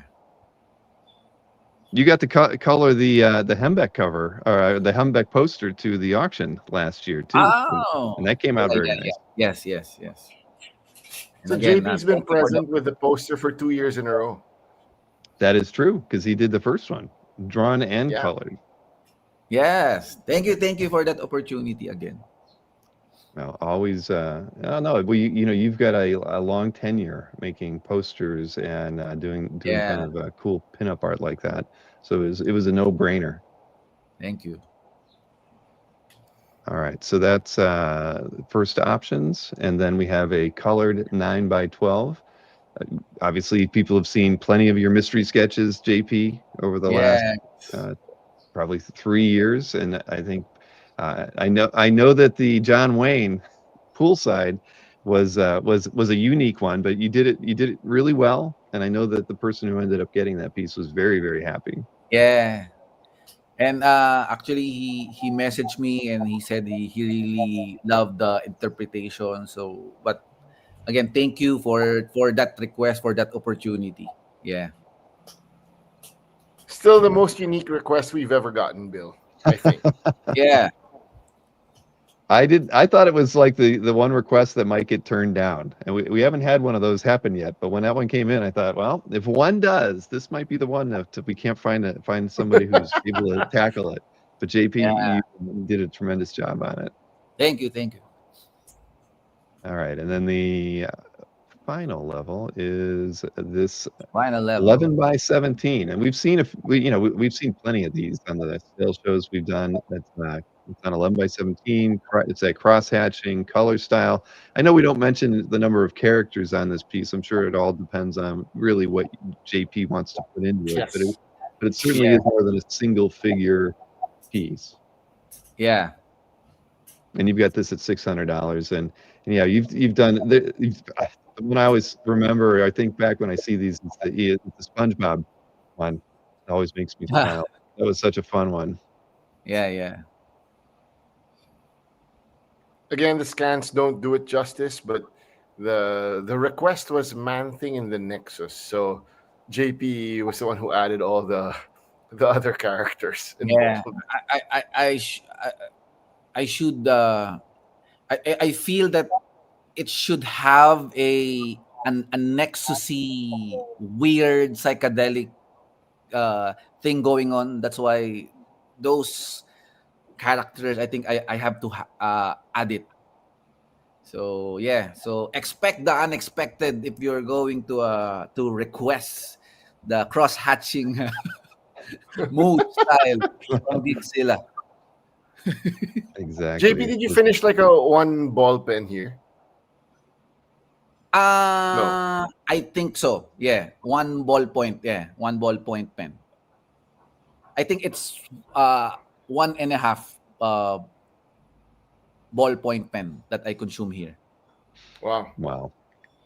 You've got the nude Homer Simpson in this one as well. So yeah, you just never know what you're going to get, but it's going to be The spectacular. only added request by the commissioner was a raccoon. Yeah, and In it's the there Nexus. in the right Upper right. side. Yeah, Next to Newman. Oh yeah, I'm looking all over the place. There he is, the trash panda. yeah, Well, yeah. no, this is awesome. And yeah, and anybody could go back and look at some of the art drops we've done with you guys over the years, and see quite a few of these pieces. They are pretty amazing, and maybe when I get the slides all uploaded, I'll try to like enlarge this one a bit more so people can get a good feel for all the detail and how well this thing really is. Yeah. All right, well, We have a thank you, couple of JP. requests already for JP. Congratulations, James. Oh, Oh wow! yes, Thank you my so much. inbox does have some new emails in it. Wonderful. So how about Jim Jimenez next, because he's Yeah. driving. Jim came from a gig last night. I got a message at 3:30 a.m. saying he just got home. Yeah. He is a Life of a rock musician. star. And I watch his Facebook Live while he's performing and drumming. Was it a good show? Yeah, good show. Awesome. Music and Well, it's arts. good to have Jim back this year as well. Jim being Jim. So let's go ahead and take a look at what the options are for. Well, wait a minute. Now, Jim, you sent me a image for Jim too, right? Yeah. Let So me go ahead just and pull this up. just like JP, Mhm. and since the Marvel Zombies are coming out, this is a Simon Garth inked sketch card, which will be raffling off to anyone who gets a Jim piece within the next 48 hours. Awesome. Thanks, Bill. let's take a look at the levels here. And again, I think you are also offering the sketch card tier. Thank you for Yes. doing that, Jim. So you have a inks only option at $75 and a colored option for 100. And again, these are going to be done at OAX stock for the 2026 show. And yeah, no, these are great. I mean, it, I definitely remember the Rocket Raccoon. You know, that was one of the mystery Yep. sketches, I think, right? It was And even unboxed. yes, exactly. I got to mail it out. So no, Yeah. that's and the and the The Ghidorah. yeah, yes, Ghidorah. Thank you. I was So the blanking new on. ones are the Simon Garth and the Demon Slayer. So you will get those if you get a card from Jim. That level of detail and color. Personalized. Thanks, Stingray. Thank you, thank you. Fantastic. Tom is yeah. actually #1 Jim fan. Not kidding. He is. He does have a few pieces by Jim. I know that. He has a couple. Keep it coming. Keep it coming. All right. So the other tier is a 9x12. These are colored examples, and again, we've seen a lot of Jim's work, in the mystery sketches for the last 3 years as well. So, Jim, you do great work in black and white, but the color pieces you've been doing like the last year and a half have just gotten better and better and better. And all of these examples we can see right now are fantastic. But yeah, so looking forward to seeing what comes out of these. These are $300 for 9x12s, and yeah, you can The easily Rhino go. one, I believe, was from OAX this year. What's that? The Rhino was commissioned this year. Oh, right. Yeah. Well, I was just going to say you can go over to Comic Art Fans and search for Jim Jimenez, and you'll see a lot of examples up there of his work. And the last tier, let's see. Sorry, I've got to cycle over to this one. Here we go. Is 11x17, and so a inked black and white piece on 11x17 will be $400, and colored on 11x17 is $500. Now, I know that when you made these slides for me, Jiggy, so and you didn't always say single character or state what sorry. background For might be. Jim, it's a maximum of 2 characters. Okay. So Jim wants to give that deal for just for OAX. Well, I will make a note of that, and I'm going to make sure that I get it updated in the description. I can add that to the slides myself, so we have that. So if there's anything you want me to change after the fact too, Jiggy, let Thanks, me know, Bill. and I will make And sure. then, so Jim loves doing monsters, so he does great work with Swamp Thing, Man Thing, the Incredible Hulk. So from that, the Nick Klein, Al Ewing run. So Jim loves those. Oh, yeah, I thought I turned Jim on. I'm sorry, everybody. It should have just turned on automatically. Let me click the button, and I'll take care of that. My apologies. Should have went on right away. Oh, okay. Well, now I've got it turned on. It was actually like in this mid-stasis thing. Weird. All right, now it's live. Apologies, everybody. Let me give you the link in the chat as well. Yeah, that was supposed to be a timed release. Here we go. We get Jim's link in the chat, making it even easier. Thank you. Pointing that out. All right, I'll double check that before we do the next one. So there you have it. But Jim, great work as always. So thank you for coming to OAX again, and and it's going to be fun. And I know we're going to get to see more of your work in the mystery sketch in November as well, since I know a lot of the next Comic Art crew will be working with us during Comic Art Live in November. Now, let's see here. I think who should go next? We should do Vaughn first. We're going to save Harvey for last. How's that sound? Yeah. Okay. So Vaughn being the man of the hour right now. And since he's wearing that next Comic Art t-shirt, like thanks, Vaughn. There, I'm just making sure I get everything. Yeah, I'm triple checking it this time. No time delay is going to mess me up going through here. So, all right, let me get the link in the chat here for Vaughn. Very good. And do that first. And I don't know if Vaughn prepared something also. we were. Did you? Yeah. Yeah. Oh, Oh, here, yep. let's we're gonna go Two. full screen Yeah, on two. Vaughn so we can see. Oh wow. Darn. Those are awesome. Woo! Yeah. Let's go, Vaughn. All right. And just so you know, Tom, number one Marvel fan, says he needs to get one of those next comic art shirts. OAX, Tom. There you go. And you can even get a trucker hat, Tom. Probably. Maybe. I think he has one already. Does he? All right. Well, let's go ahead and take a look at Vaughn's levels here as well. So first up, we were just looking at a couple sketch cards. Yeah, so Vaughn's only doing 10. So good luck. And I know that you say inks, but a lot of times in most of Vaughn's pieces, he has kind of an artist's choice to add a little touches of Yes. color. Whether it's an Yes. outline or a little or Venom's tongue, whatever. So you don't really know what to expect, but you can always expect a dash of color in a lot of these pieces. So $100 for a sketch card from Vaughn is definitely a good deal. And you just saw the two he was holding up, so you have another point of reference for his work on sketch cards. And again, these will be on with OAX. Mannix art on it. Oh, Tom. Yeah, these are very nice, Chris. That's true. All right, Alberto got a Vaughn order in, he says. So that's good. Thank you, Alberto. Next tier is the 9x12s from Vaughn, and again, it's listed as inks, but Vaughn is his own man. He can throw color in whenever he wants, and he usually does. So these are $400 for the 9x12s, and that Batman does look very familiar. Yeah, from my buddy Nick. He's in the Nick chat. Forst, yeah, who likes to don the costume every once in a while too, right? But yeah, very great deal. And we've seen quite a few of Vaughn's mystery sketches over the years as well. So everybody should know what to expect. Again, you can always go over to CAF and search for more if you're undecided. But definitely a good deal here at $400. And then let me switch to the last one here for Vaughn. These are both 11x17. You have a ink only option, which again, you see the Darth Vader there. You get a little color in it.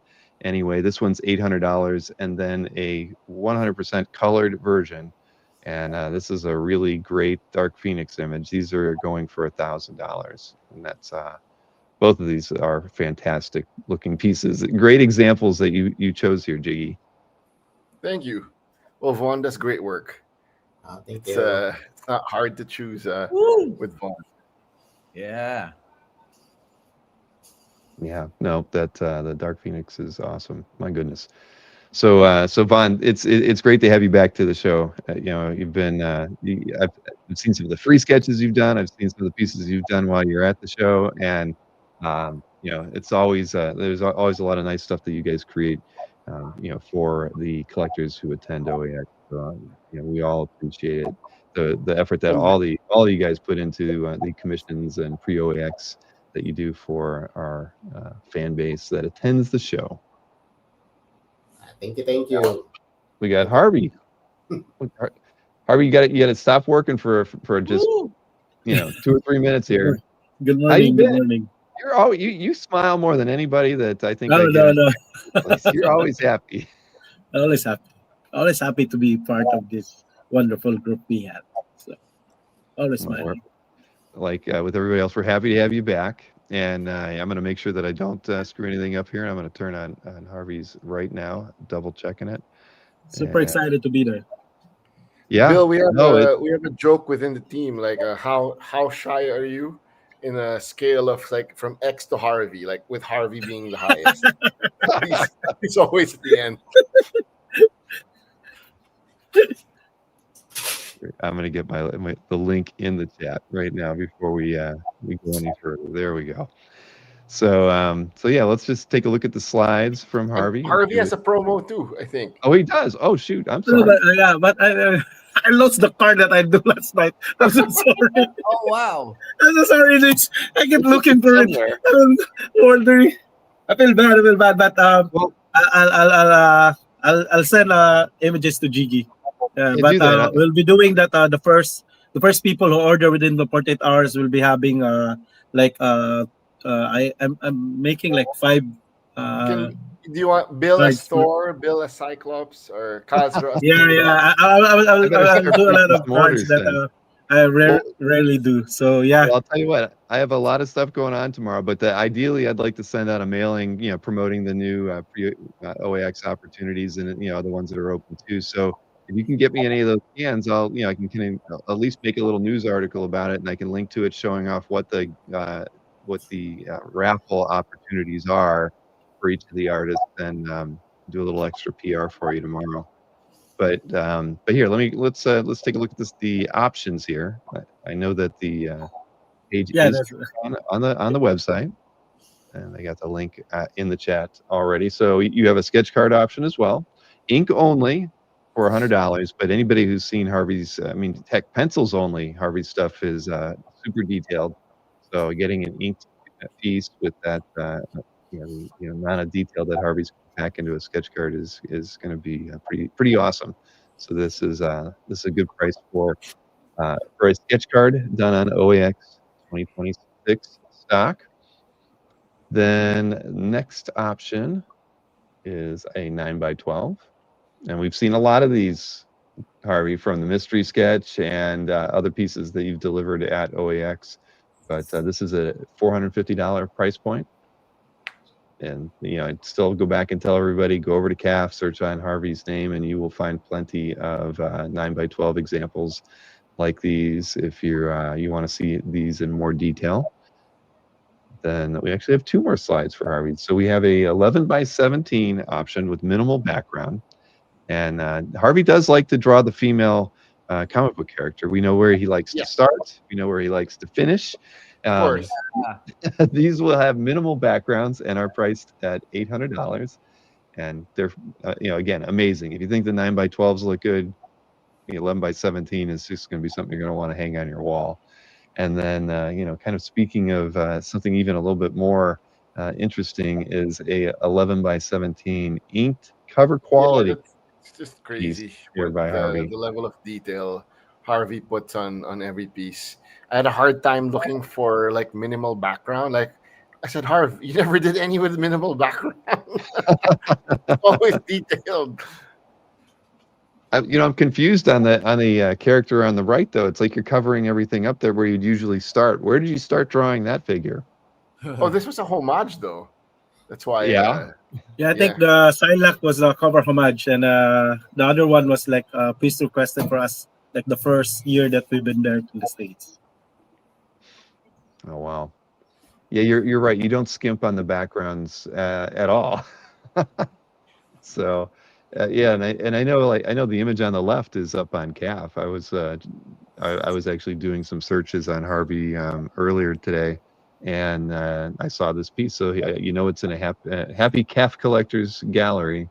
So fantastic work as always. And you did work on some. You did.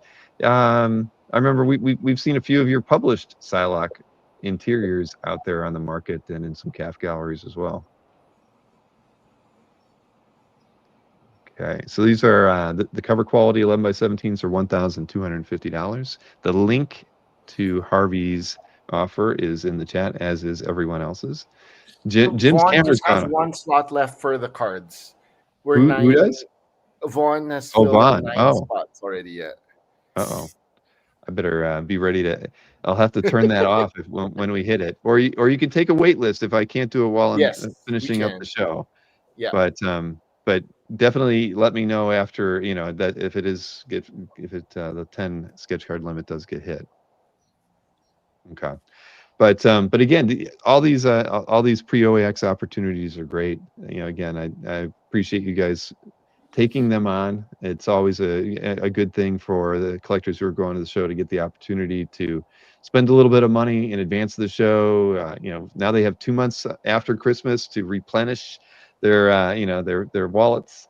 and have more money for spending on the floor. So these pre-OAX opportunities are always good for them in that way. But yeah, thank you all for doing it as always. I'm looking forward to hanging out.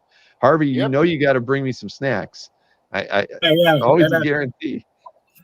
By the way, I might bring my sketchbook in the OOX. This one, like the one that I've been doing for the past couple of days. Like it's been like a lot of requests from the States. I thought I'm never gonna bring it there, so I've been doing like a lot of like blank sketchbook. It's a sketchbook that I have that I'm doing for some events, and a lot have been requested for the past few days. Some of it got like 80,000 views. The other one got 90,000 views. So I might bring this one to the OOX, and I'll talk to Jiggy of how we can process this. It's a sketchbook that I made. So Fantastic. Yeah. No, that hey, I would love to see it. I'll pick one up as long as I get another Bill, bag. before we go, speaking of Christmas, the Philippines has the longest Christmas season in the world. It starts September 1, believe it or not. So for everyone in the US, you can start spending your Christmas stuff with next comic art. Woo, September That's 1. a great way to think about it. No, I had no idea it started that early. My goodness, we would be in a lot of trouble here in the States if it worked like that. The kids are very spoiled, I think. But yeah, well, look, Jim is no longer driving. He is hustling through a parking lot. I'm walking. That's the office. His way to work. Have a good day, Jim. Yeah. Thanks so much. Thanks Thanks so for much, Bill. tuning See in, you. Jim. So guys, as always, again, we're looking forward to having you back. Yeah, we have a preview night now, so there is a Friday component to OAX, this upcoming year. So keep that in mind. Be ready for that. Be well rested by the time that happens. It's from 4 to 6 o'clock, so it's a small window, but it's for VIP, attendees and ticket holders only. So that's everybody was looking for a little more value or a little bit more interesting, fun things to do at the show, and we felt that a preview night would work really well. So the preview night happens right before the reception. The reception will be 6 to 8, and the preview night will be 4 to 6. So still give you plenty of time to set up on Friday, because we open up everything for our exhibitors, I think, at 8 o'clock. So So and hopefully I got my plane tickets already. Yeah. Oh, good. JP and I are all set. All set. Vaughn too.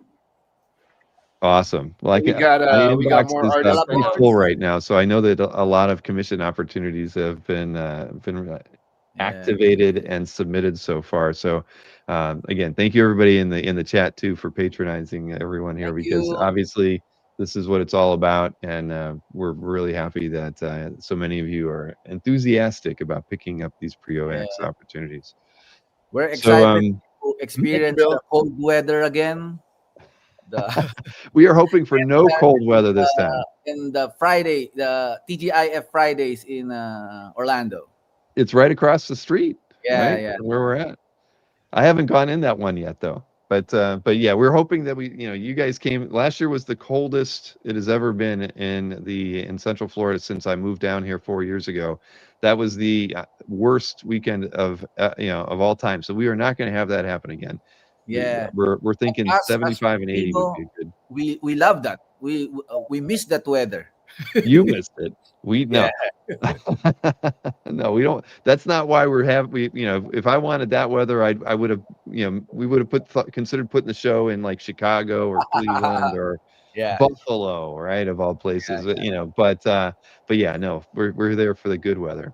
So, all right. Well, listen, I've got a few other things I got to do tonight, but guys, how much I appreciate you guys coming to the show again. Thank you so much. We do have a show later in the month too, so I know you guys have some work to do for that. I'm going to be talking about the schedule in a minute, but we do have the next Comic Art Crew on in just over 2 weeks on a Saturday evening, so that's something to look forward to as well.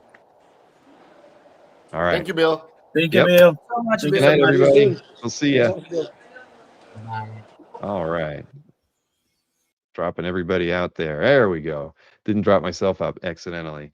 Dibs on the fire pit, says Marcus. If you go, Marcus, you could have you could literally pull up a lounge chair by the fire pit and hang out there as long as you like. We had while I didn't do it, I fell asleep early. We had several people that hung out for long hours at the fire pit after after things had died down. I mean, into the wee hours of the morning. See, Stingray was there. He knows all about the fire pit as well. Does Tom, right? Yeah, I know Kazzer was there, and Kelly, and gosh, who else was? Can't even remember who was else. Mikhail was in a lot of those photos, and Jason, because Jason's everywhere. So yeah, Marcus hot tub party. Yeah, that could happen too. But hey, I did mention the schedule, so we should probably. Kazzer says Marcus would make good Kindle. All right, all right. I do think it's a gas fireplace or fire pit. I'm sorry. So yeah, kindling sometimes needed, maybe not. Anyway, but fire pit and art is not a good match. Hydra, you are absolutely right with that. I don't think I saw anybody with a portfolio under their arm near the fire pit. So no art was harmed while partaking in the fire pit. Though I do think some people were, having a few shots and things there. I did miss out on that.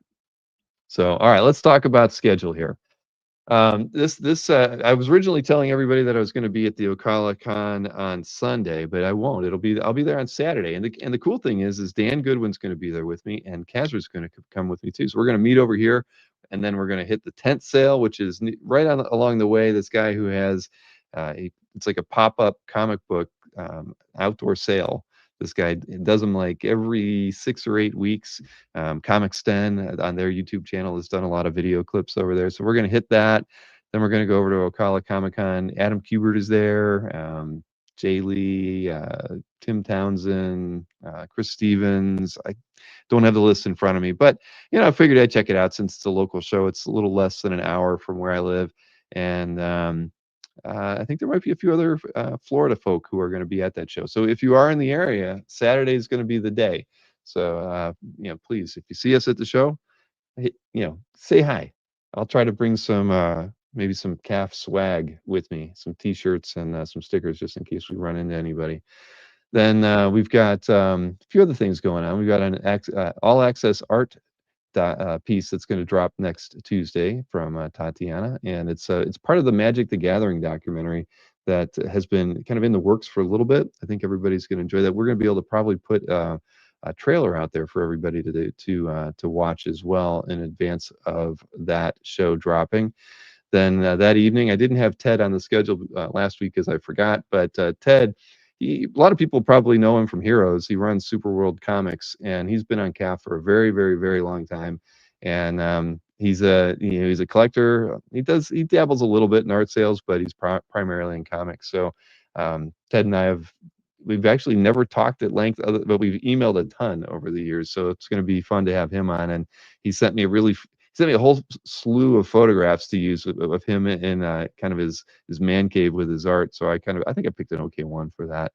But next Wednesday, Wolvie Fan will be with me. We'll have an art drop with Rob, and I think we'll be doing a make offer on stuff on his site. I know he doesn't have a ton of stuff up there right now. He's kind of in between cycling stuff in and out, but it's going to be good to have Rob back on. He hasn't been on since earlier in the year. Then, as I mentioned, next Saturday, so on the 27th, we've got Tatiana's sketch card art drop that's going to happen at 2 p.m. So, that's all Spider-Man related art. So I'm sure there's going to be a few Gwens in there and a few Mary Janes and some villains. I've seen some of the pieces, and yeah, the funny thing is like so many of them are in color, the sketch cards, where I think the Superman one that was kind of like 50-50. I think I maybe only out of 30 cards I've gotten the preview, maybe only 2 of them have been in black and white, because the characters are just so much fun to put in to do in color. So that's going to be a lot of fun. And then again, next Comic Art we'll be doing a 9 p.m. show, kind of a girl power show. So I think it's going to be all female comic book characters. So once I have some stuff to preview from that, I will definitely share it. Maybe probably by this time next week I'll be able to reveal a few pieces from that.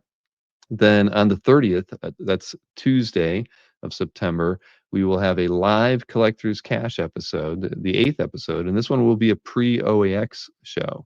So Matt DiTullio will be running that one, and you can imagine which artists will be announcing their pre-OAX opportunities on that Tuesday. So look forward to doing that. And I got to see a preview of what the ops are, and I think everybody's going to be pretty happy with them. Then, gosh, just lots of other stuff going on. A lot of it is meetups, believe it or not. We have a New York Comic Con. Several of the CAF team's going to be there.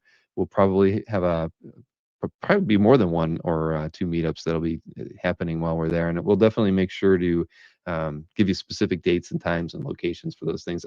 I'm not going, but Kazra's going to be there. I know the Tulio's going to be there. I think Sardo's going to be there, and I don't know if Colin's going. I don't think Colin's going to New York, but either way, who else we got? We got Brian Hitch in October. We have an amateur match lined up, everybody. The 22nd of October, Jordan and Matt Kennedy are going to have another amateur dueling dealer match. And so, there's going to be good art from both sides, stuff that we aren't used to seeing.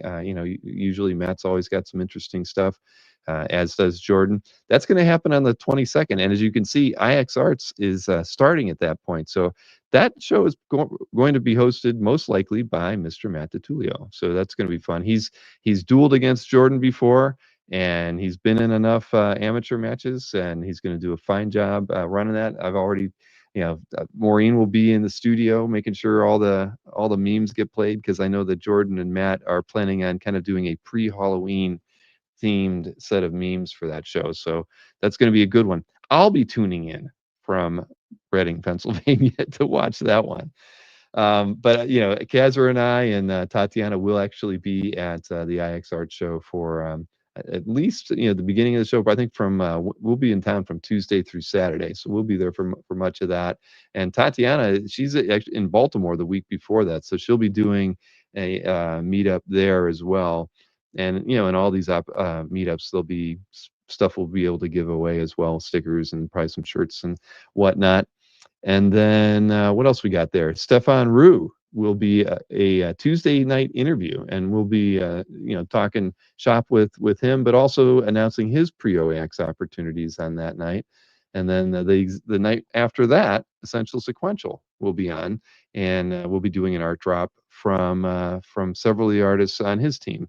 And I did forget to mention that Nick Barucci's art drop is going to be on a Wednesday night as well, on the 1st of October. So we've got a lot of variety in the coming weeks for Wednesday evenings. And more than likely we'll probably have Anthony in those post New York and post Baltimore. Well, he won't be on the post Baltimore, but he always gets good stuff at most shows, so I'm sure we'll have him on whatever that date in between there is, the 15th.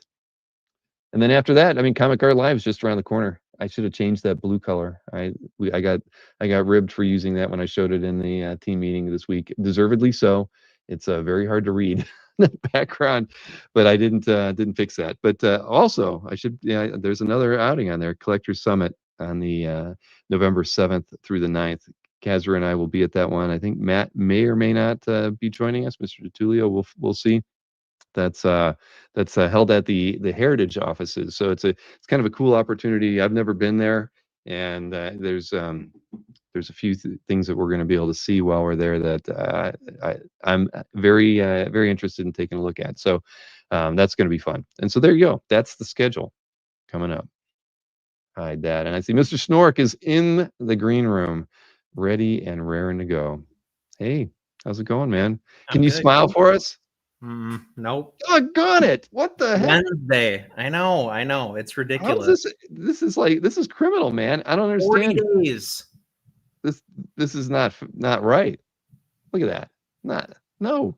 How can you? This is the moneymaker. Come on. Yeah. This is not fair, man. Not fair.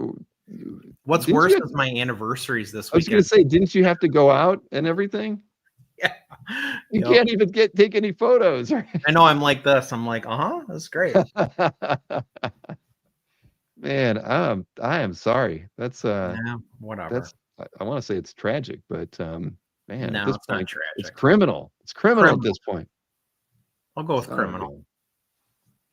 Well, yeah, they're going to be busy airbrushing the tooth and OK Marcus. All my photos will have the tooth retouched airbrush. They do that in Photoshop now, Marcus. Yeah. I hear AI can do wonders too. I don't know. Sure. But So I hate to say it, I wasn't prepared at all to get my get these screens up and set up for us. But so what else is there? You got any? Can you unbox anything for me right now? No, no, No. no. I don't have it. Well, one, I don't have anything that'll top last week. But two, last week has set me back for a while. So That's monetarily. True. Okay, I shouldn't expect. Yeah. All right. I'm the one who should be unboxing something, shouldn't I? Yeah. You know what? I will have something. I will have something next week. Let's see here. Kazra says you should do you need to do the beer tour with Tyler in Pittsburgh. Did you guys go to did he take you to what's the one with the lady's name? I can't A bar remember with the a lady's name? Yeah, it's a brewery with a lady's Jackie O's. I bet they went to Jackie O's. That place is great. I swear in a text that I got from Kazra that he mentioned the name Jackie, but maybe I was hallucinating. I don't know. He'll let us know. But possible. But I think they know how to drink beer in Pittsburgh. You know, I mean, I grew up in Cleveland, and I do recall that they got kind of rowdy in the Pittsburgh area. They have Aaron Rodgers now. He can pass a little Scotty wisdom their way. Let's see. Stingray says, you know what Tyler sent me a pic of from Pittsburgh? I don't know. Trace, Dancing Gnome, and good breweries. We actually get some Trace here distributed. Oh, really? Yeah. Interesting. People know that if their locals don't want to drink their beer, we will drink their beer. So we get a lot of really good breweries here. Oh man. Well, and sorry, I'm almost queued up with my stuff here. That's all right. So far behind today. Right. If your screen name was Splash Hog, I can send you another really cool urinal cake image. Splash Hog. But you have to change your name to Splash Hog. I don't know if you're into that. No, not at all. All right. Okay. Well, I think I can at least start a few things here. Let's see. Gosh, stingray cakes. Or just degrades further. Every color. Oh my God. All right. Well, let's see. Where do we start here? I can go ahead and I guess we do heritage, right? Take a look at some stuff from there. All right. I got a few things I can show off from that. But yeah, I love hanging out with the Next Comic Card crew. Those guys are always fun.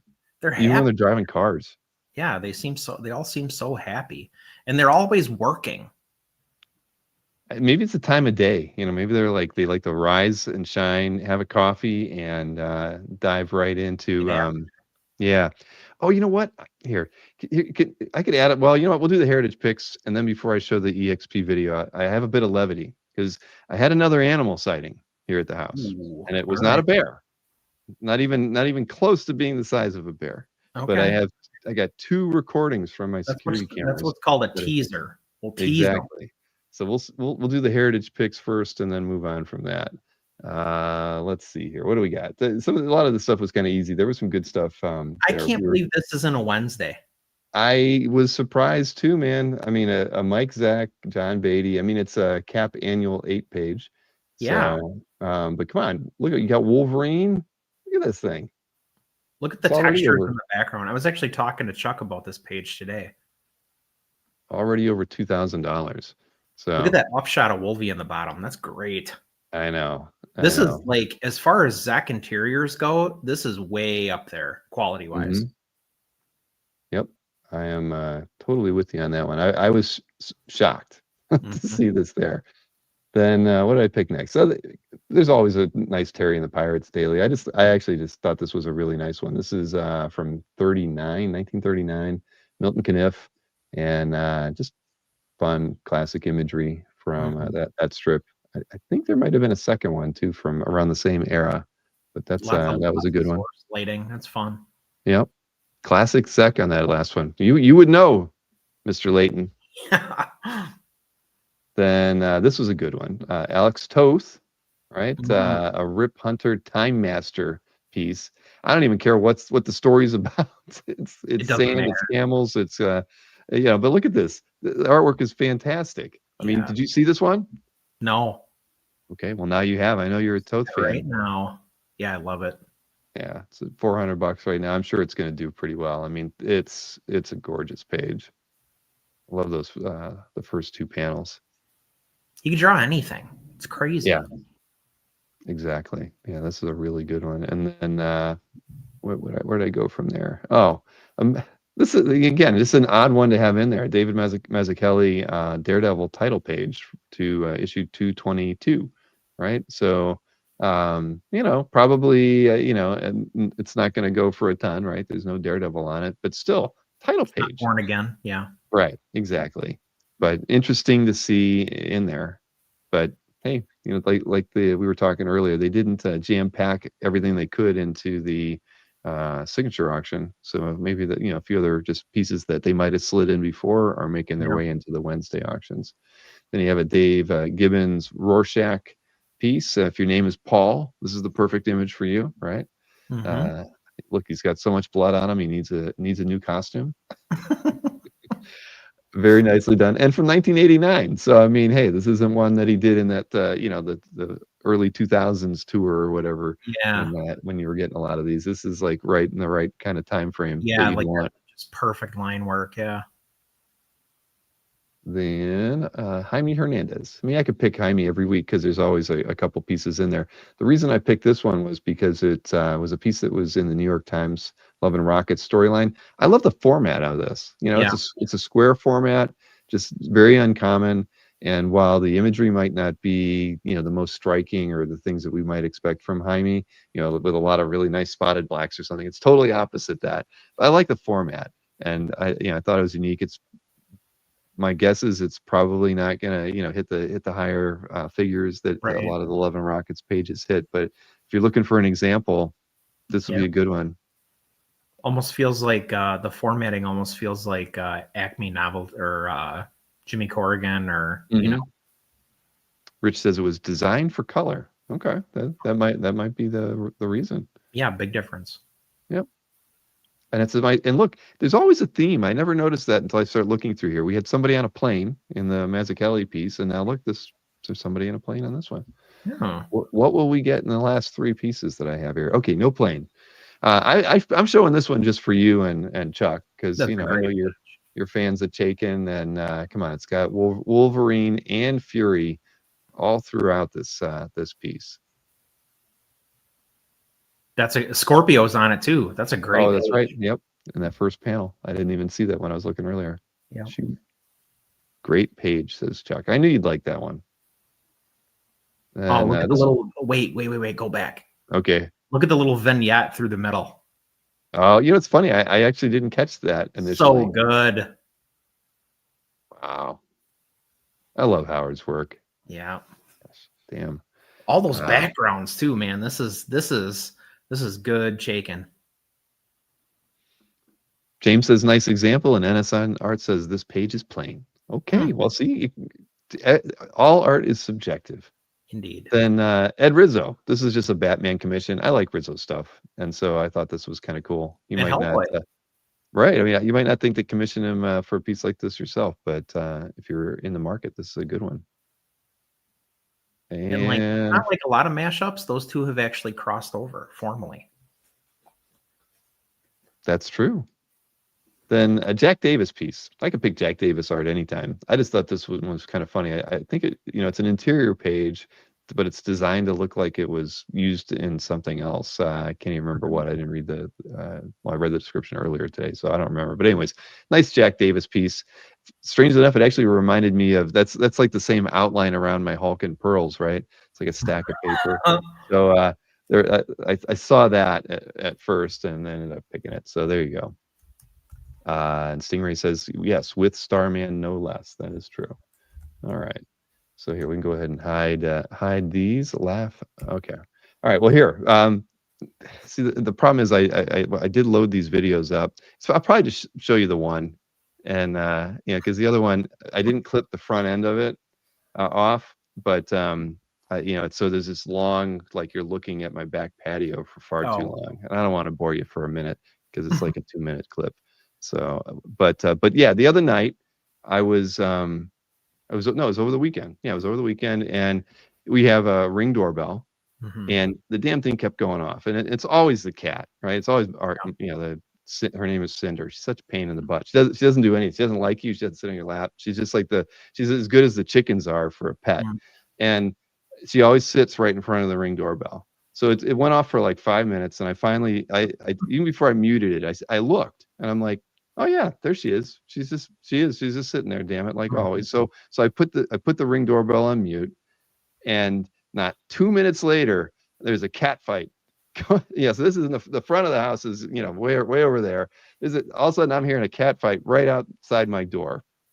And so this is the video of what happens when there's something crazy going on my back porch. So here, I got to find the video, right? Okay, this is here you go. You're right, because the cats are already fighting in this one. You don't get to see the build up. Right to the action.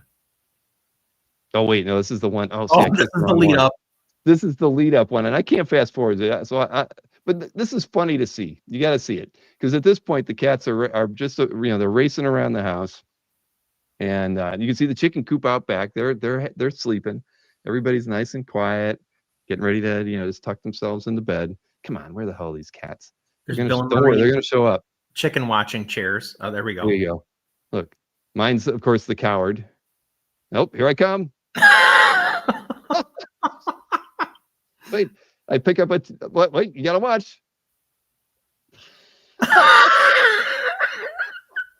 So that is a end table that has like a glass top on it, Chris. I gotta tell you, I picked that thing up and I knew I was gonna throw it. But as I'm in, like, taking a couple steps to throw it, I knew I was in for trouble, right? There is no way in hell that I was gonna be able to throw it more than like 15 feet.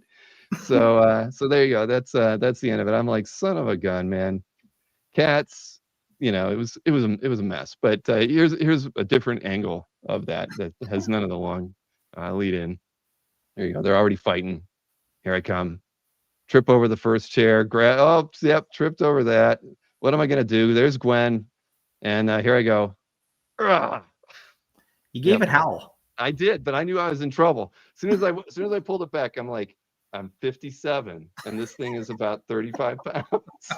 It ain't going anywhere. I wish I had a Frisbee. Now that would have been fun. So anyway, so there you go. So life down here in Florida is always interesting. Was I wearing Cyclops sponsors? James Siegel wants to know. No, I was not. But yeah, there you have it. The cat. Yeah, Yeah, exactly. Now that cat's worthless. It wouldn't fight bears. But anyway, so there you have that. So let's Bill Cox's Wild Kingdom. Exactly. Yeah. Brought to you by Mutual of Omaha. I've been saving that one. All right. So let's see. So let's go ahead and do the EXP thing. I actually didn't get a chance to download Nick's video. So I'm gonna do this a little differently here and hopefully I get his audio right.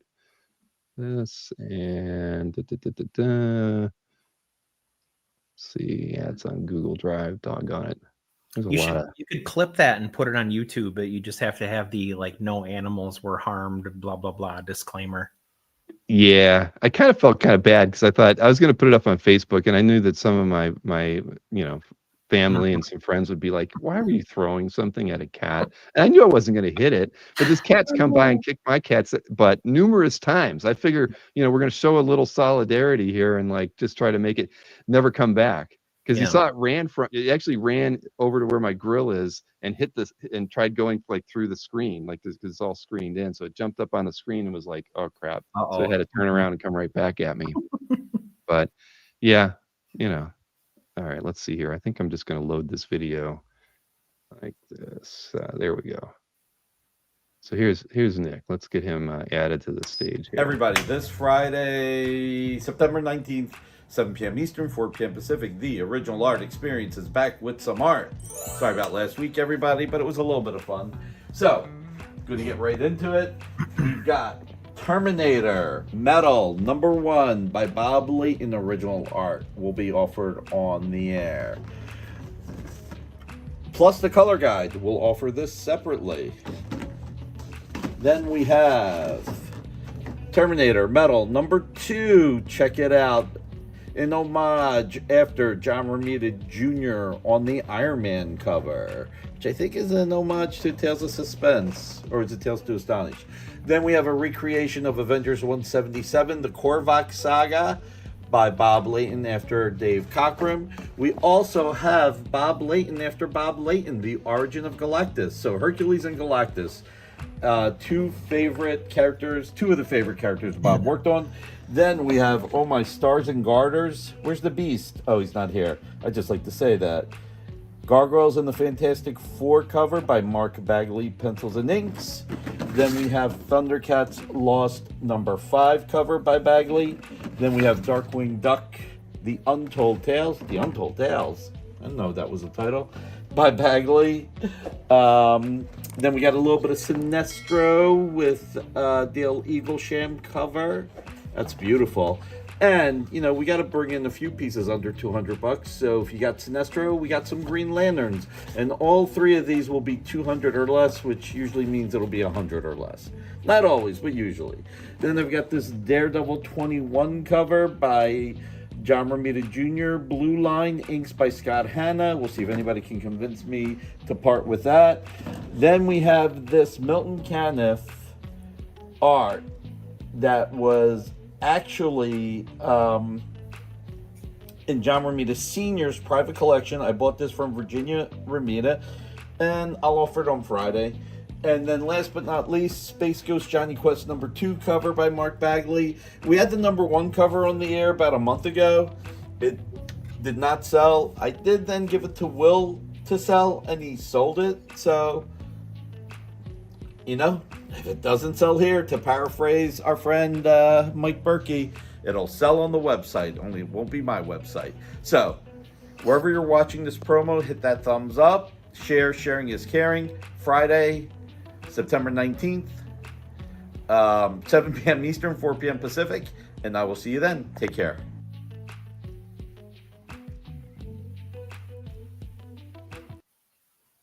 Oop, hey, it actually knocked us out of there. There we are. Yeah, I'm not used to sharing them like that. All right, cool. We remove that from the studio. There was some decent art there, as always. So that's what we'll be doing tomorrow on the EXP. Thanks for Nick to take some time tonight to hang out with us too. All right, well, we can get on to the CAF update side of things, and then we'll get over to the picks. So CAF update, average week for dealers, $325,000. And who was the leader on that one? Felix, for about half of that, $161,000 in sales from Felix last week. And then Albert had 70, Mike had 55, Anthony had 13, and Panel Page Art had one sale for $8,000. So, okay, that's the top sales. And so let's see what the top 6 were. All right. Well, it looks kind of like a Crazy Cat piece, and it is. This was sold by Albert for $55,000. This George Harriman Crazy Cat family portrait. Damn. That's a little more than I thought they were, but very nice piece. Great example. Then we have a Fantastic Four unused cover to issue 187, Perez and Mooney artwork. It's not too bad. It's a thigh gap of a cover. It went for $20,000. Then we have this other piece sold by Mike, $12,500. It's from Immortal Thor issue 20. Went for $12,500. Biblical. Yep. On the wheel. And then we have Iron Man issue 6 cover. Ian Bertram did the art on this one, obviously, and it was sold by Felix for $10,000. Then, well, here's your Panel Page art. $8,000 on this Rampaging Hulk issue 9, page 1 splash.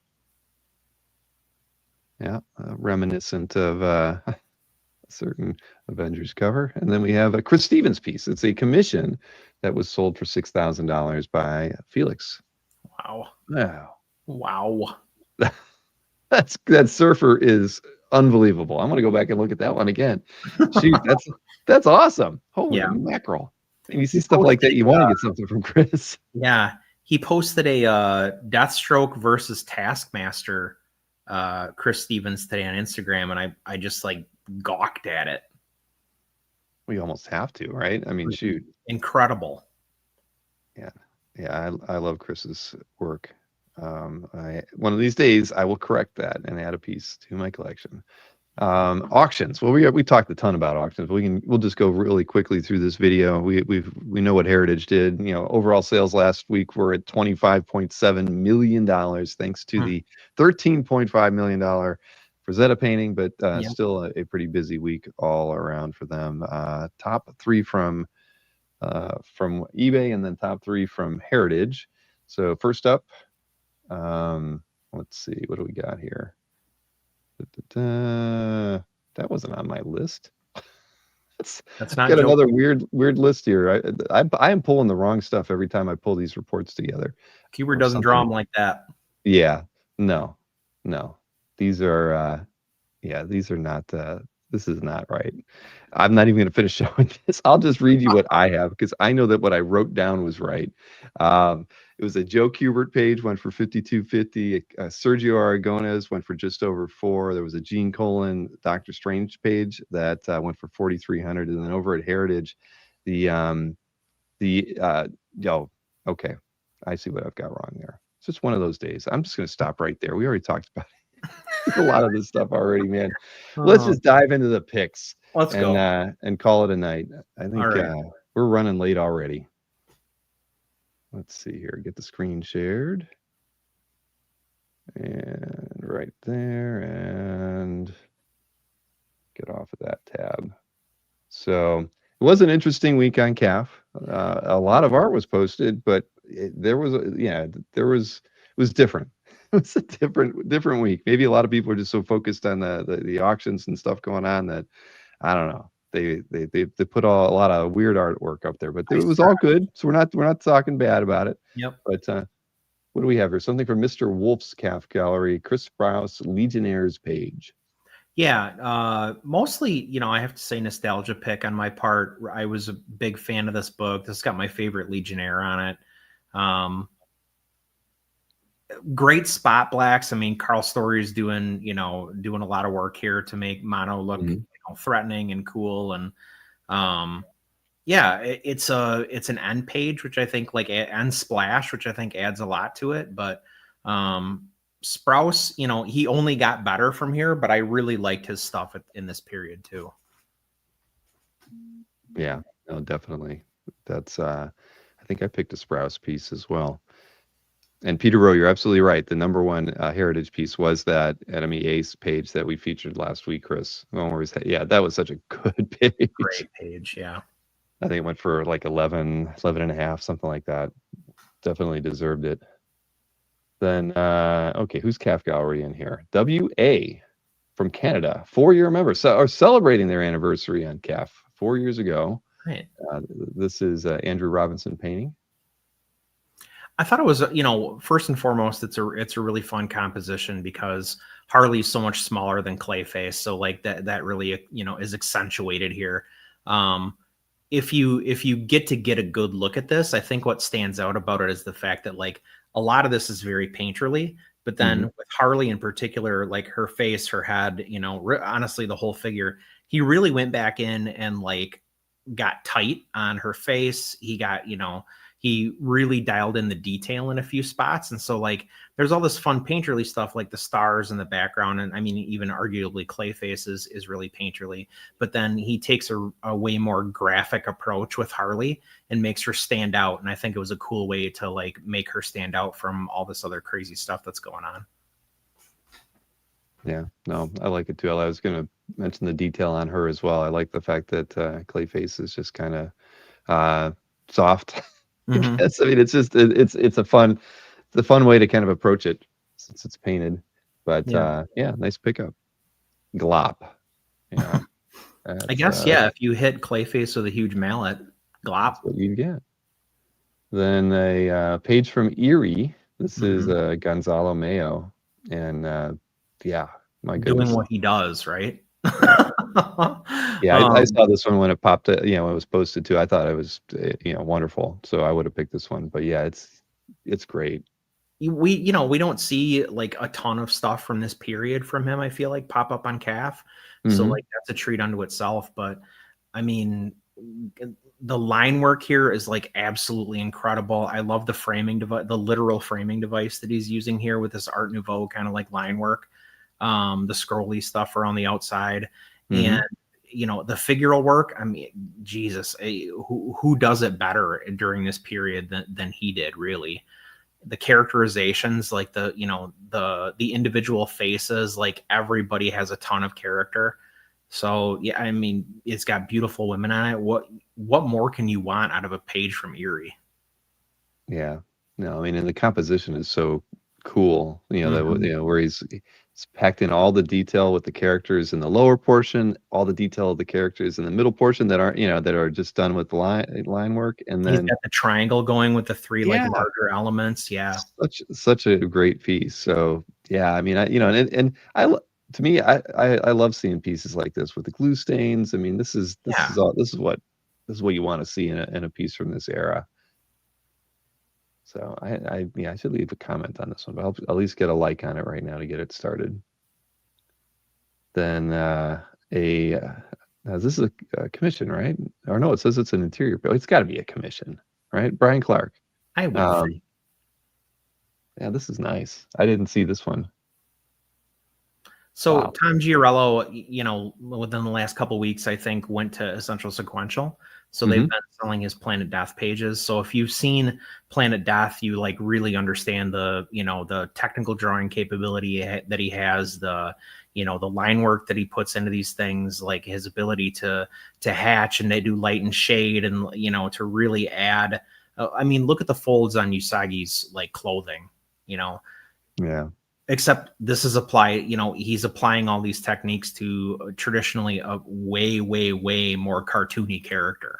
So I think it's like oddly effective in spite of itself, because, you know, I don't think of this type of artwork when I think of this character, like in any way, shape, or form. So I think, you know, those two worlds colliding, so to speak, and to have it come out looking this good is admirable. Yeah, no, I love it. Even the way the tree is drawn, and yeah, it's a really nice illustration. Yeah, my goodness. But you're right, exactly not what you'd expect for the character, but it's okay. You know, take when I see something by JP, it's usually not something that I was, you know. Although I guess I could say I'm starting to know what to expect from JP, but you know, his take on characters are always going to be different. So no, this is cool. All right. Next up, from Bilquist, Evely. So this is from The Dreaming. This is I didn't see this one, but when you picked it, I love her work. I love her, you know, her storytelling. I thought this was a really nice page. Yeah, it's just like there's so much like lively line work in this.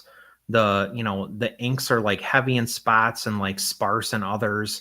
I think she does such a great job of, you know, composing the overall image, and then really making decisions about, like, you know, where to dial in, where to make it, you know, where to make it minimalist.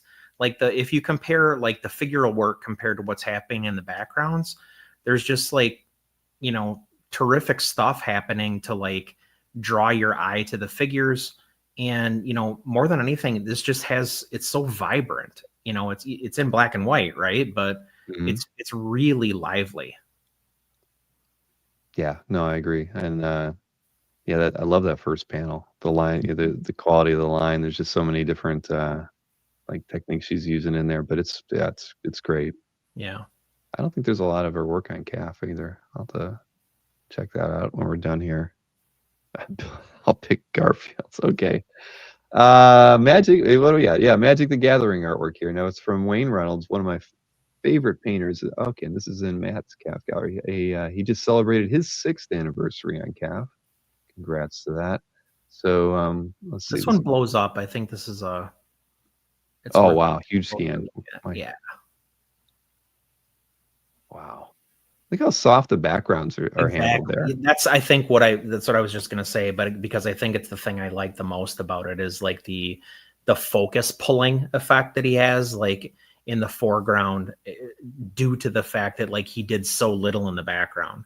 There's like suggestions of trees, suggestions of leaves, there's light, but it's really all about that central figure, and then the framing device of the two trees.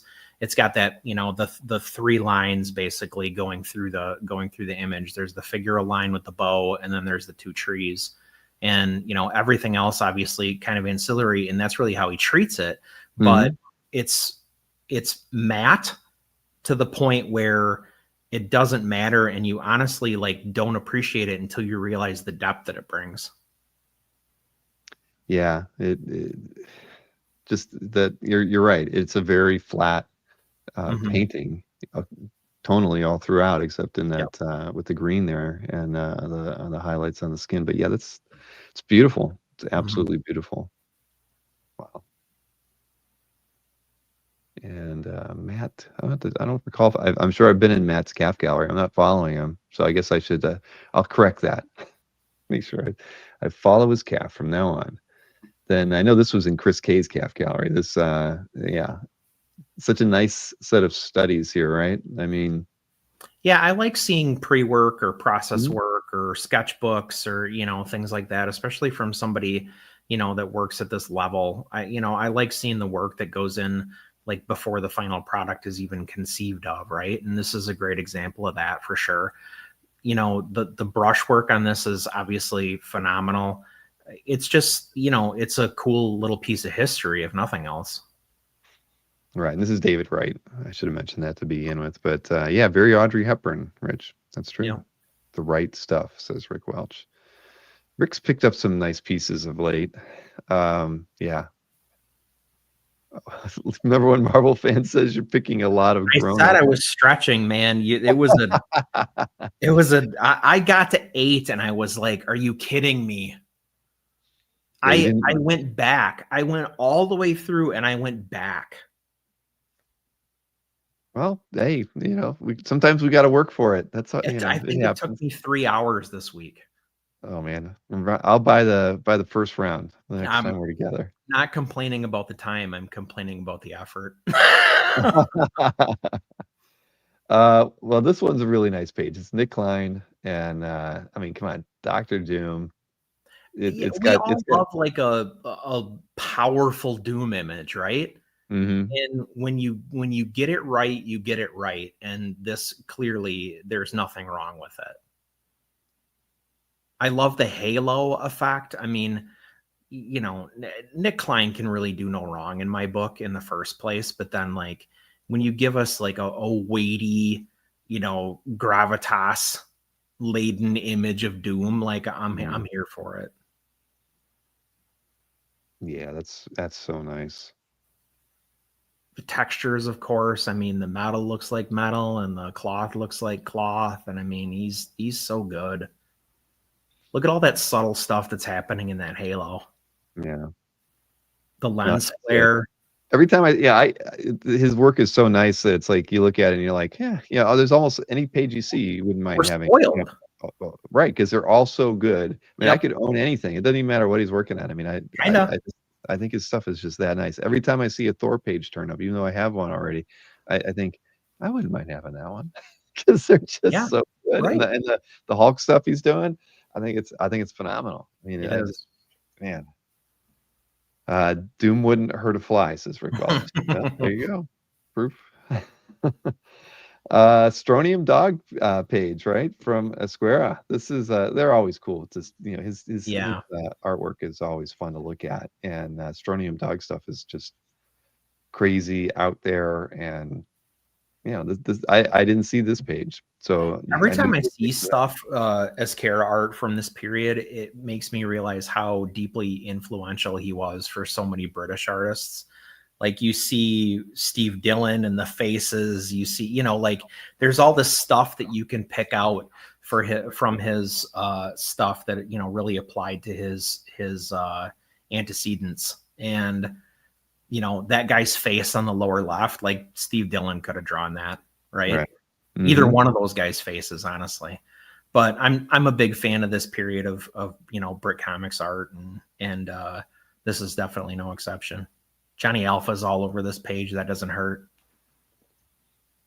Yeah, no, that's nice. And Richard Sams. Okay, wow, long time member of CAF, 18 plus years. Okay, that's awesome. I'm not following their CAF gallery either. Then Tony S. What do we got here? We have a Pepe Go out with a Larraz. bang, boys. Oh my goodness, yeah, this is an awesome one, and yeah, Tony's got a pretty nice collection of artwork. This is a great image all around. I mean, it's I love the screen tones on Wolverine there. You know, setting them apart from or Colossus's knuckles. Exactly. I mean, this is so good. Not to mention, so his traditional pieces are like hen's teeth, and if you get one, I mean, they're basically all gonna look like this because he picks and chooses. And you know, he knows what he's doing from an art sales perspective, because he's like, I should probably make some money on this one, you know. And they're all bangers. Right. Yeah, that's I mean, it's such a good image. I loved it when I saw it. It's got a lot of views on it. Boy, he must have put it on some socials or something. 2,000 views, 2,500 views. How's that even possible? That's yeah, we've had a few crawlers hitting the site of late, which is always a good thing, actually, you know, but at the end of the day, the crawlers can inflate view counts every now and again, but that's usually like, we were talking the other day about how my art has been popping up on like Reddit and stuff. I wonder if that's why. You know, I mean, I actually could take a look at Google, you know, the analytics and see, because that is kind of weird stuff that happens. You'll see Reddit one day drove 5,000 people, and then most of them only looked at one page, right? But all of a sudden you have that big spike, and it's because of something like that. Yeah, it wouldn't surprise me. That was your last one, wasn't it? It was. I went out on top. All right. Well, I'm starting out on top right here with yeah, boy, Sama piece in Mr. Fishben's CAF gallery. I mean, how could I not pick this piece, for crying out loud? I mean, this is a piece of you know, modern X-Men history right here, and this is young Bill all over it. Oh my gosh. You know, again, it's just a great cover too. Just you know, the characters were all pretty small, you know, on the cover, so you can get everybody in there. They're all kind of you know, they're all right in their moment of battle. I mean, even Storm's, you know, zapping them and everything. I mean, I guess the professor isn't quite ready to use his powers yet, but either way, it's just such a needs more cat fights. Okay. Rich Danny's. This is it shut down CAF for a day. I know that Fish got a lot of comments on it, deservedly so. I mean, everything that he's been picking up of late are like marquee pieces, museum quality. Yeah, they are. They're absolutely belong in a museum, as we've said before. But this one, yeah, and this is one of my favorite. As much as I love the Sentinel cover, you know, with the build with them going up the building and everything, I think this one's by far the best. And when it was published, I mean, the colors were so striking, the yellow. I mean, everything about this cover was just awesome. Outside of the fact that it wasn't Cockrum, you know.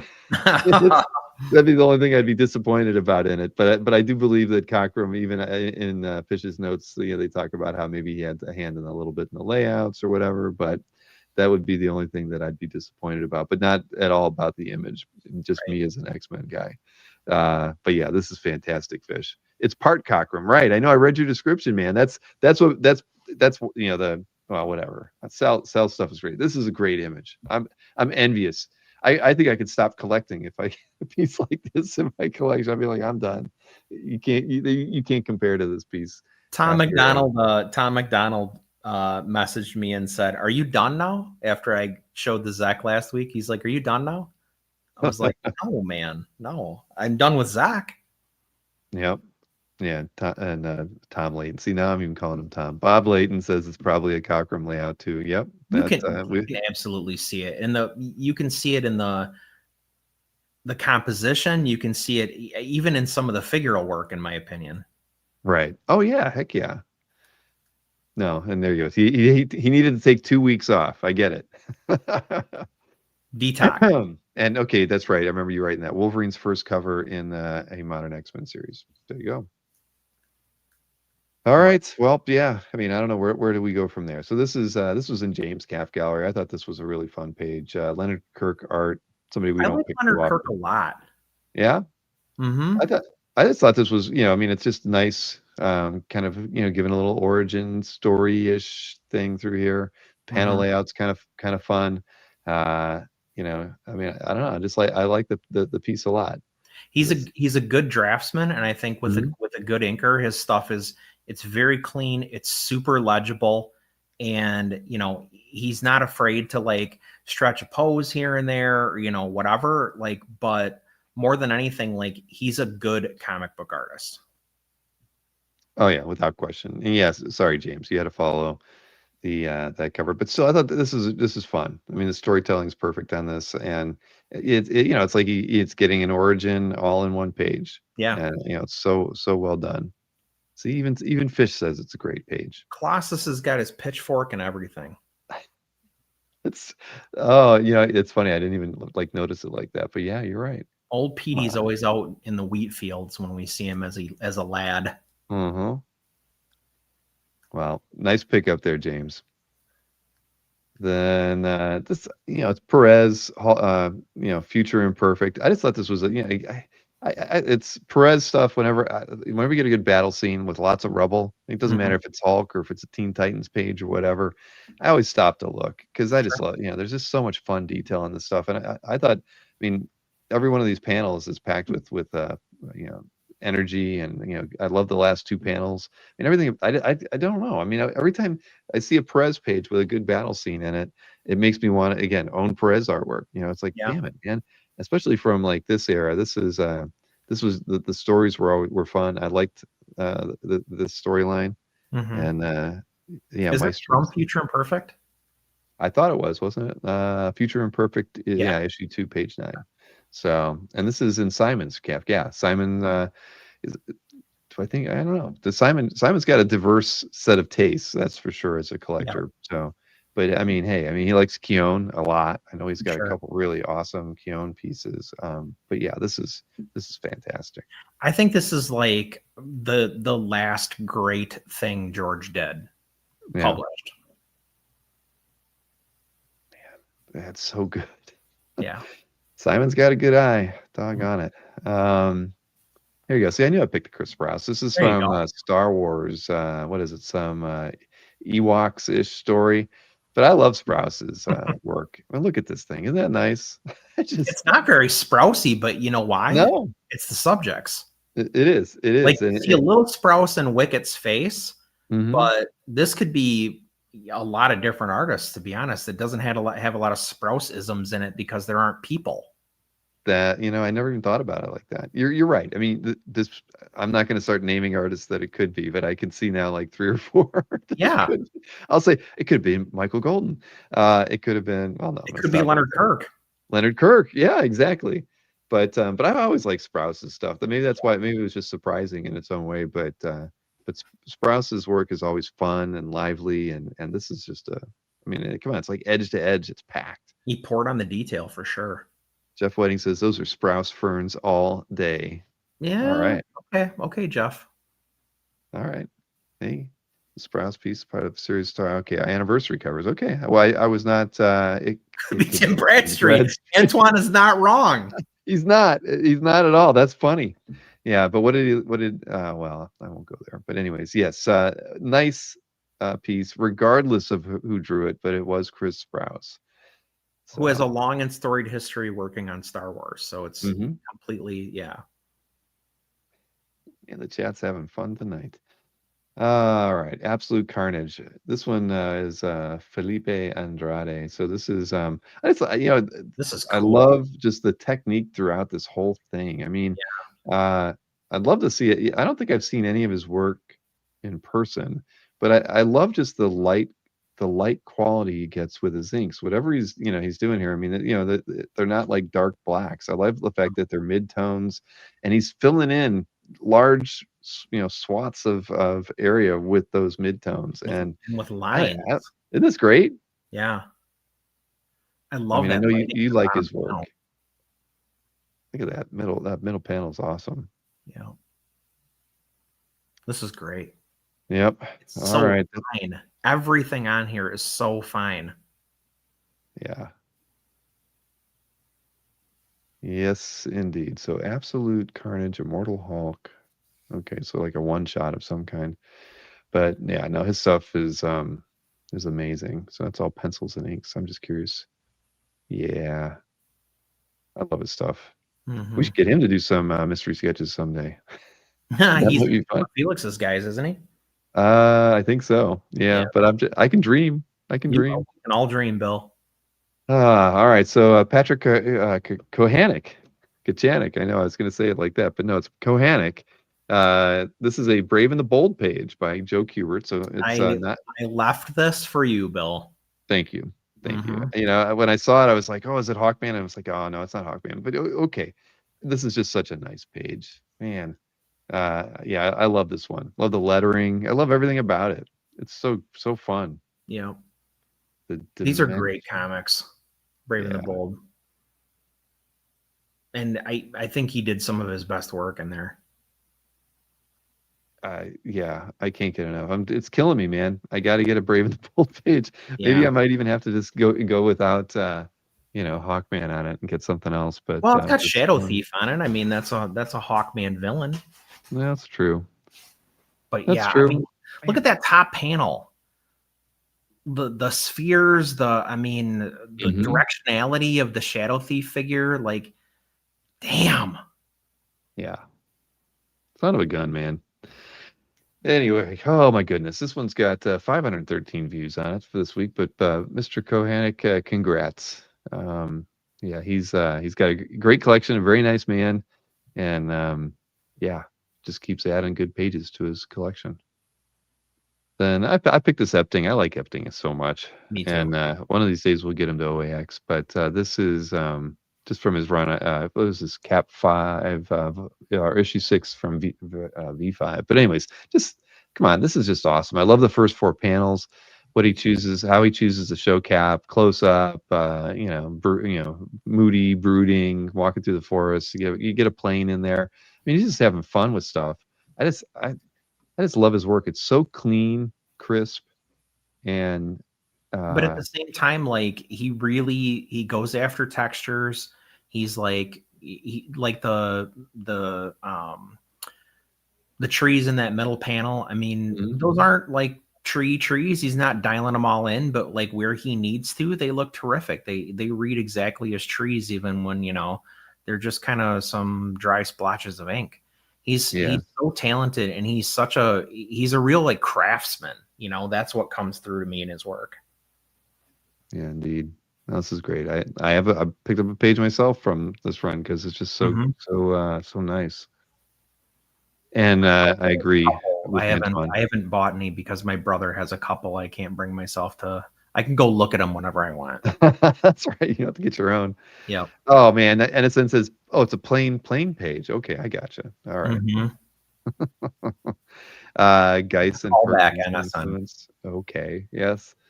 Let's see. I got 3 more pages here. This is in Peter's calf gallery. He's always picking up some nice war stories. This is Sam Glanzman. Yeah. And I mean, you can see maybe a little Kubert influence here or there, but it's definitely cleaner, kind of more I don't know, he's tackling the anatomy a little bit different than Kubert would, but the storytelling feels the same. But I always like Glanzman's work. So another war artist that I have on my list that one day I will get something from. But his stuff, I feel like, is a little more open. It's a little more like suggestions of things versus like going after something and really like illustrating what it is. Like that, if you were to set this side by side by the Kubert, like granted that's not a war title, and this is quite a bit later, but I think people draw parallels for sure, and you can see why. But they're different. They're very different. Like if you look at Glanzman's Western stuff, it even reads a little bit differently than this does. Right. Well, it's a great page, Peter. So congrats as always, man. You always had something nice.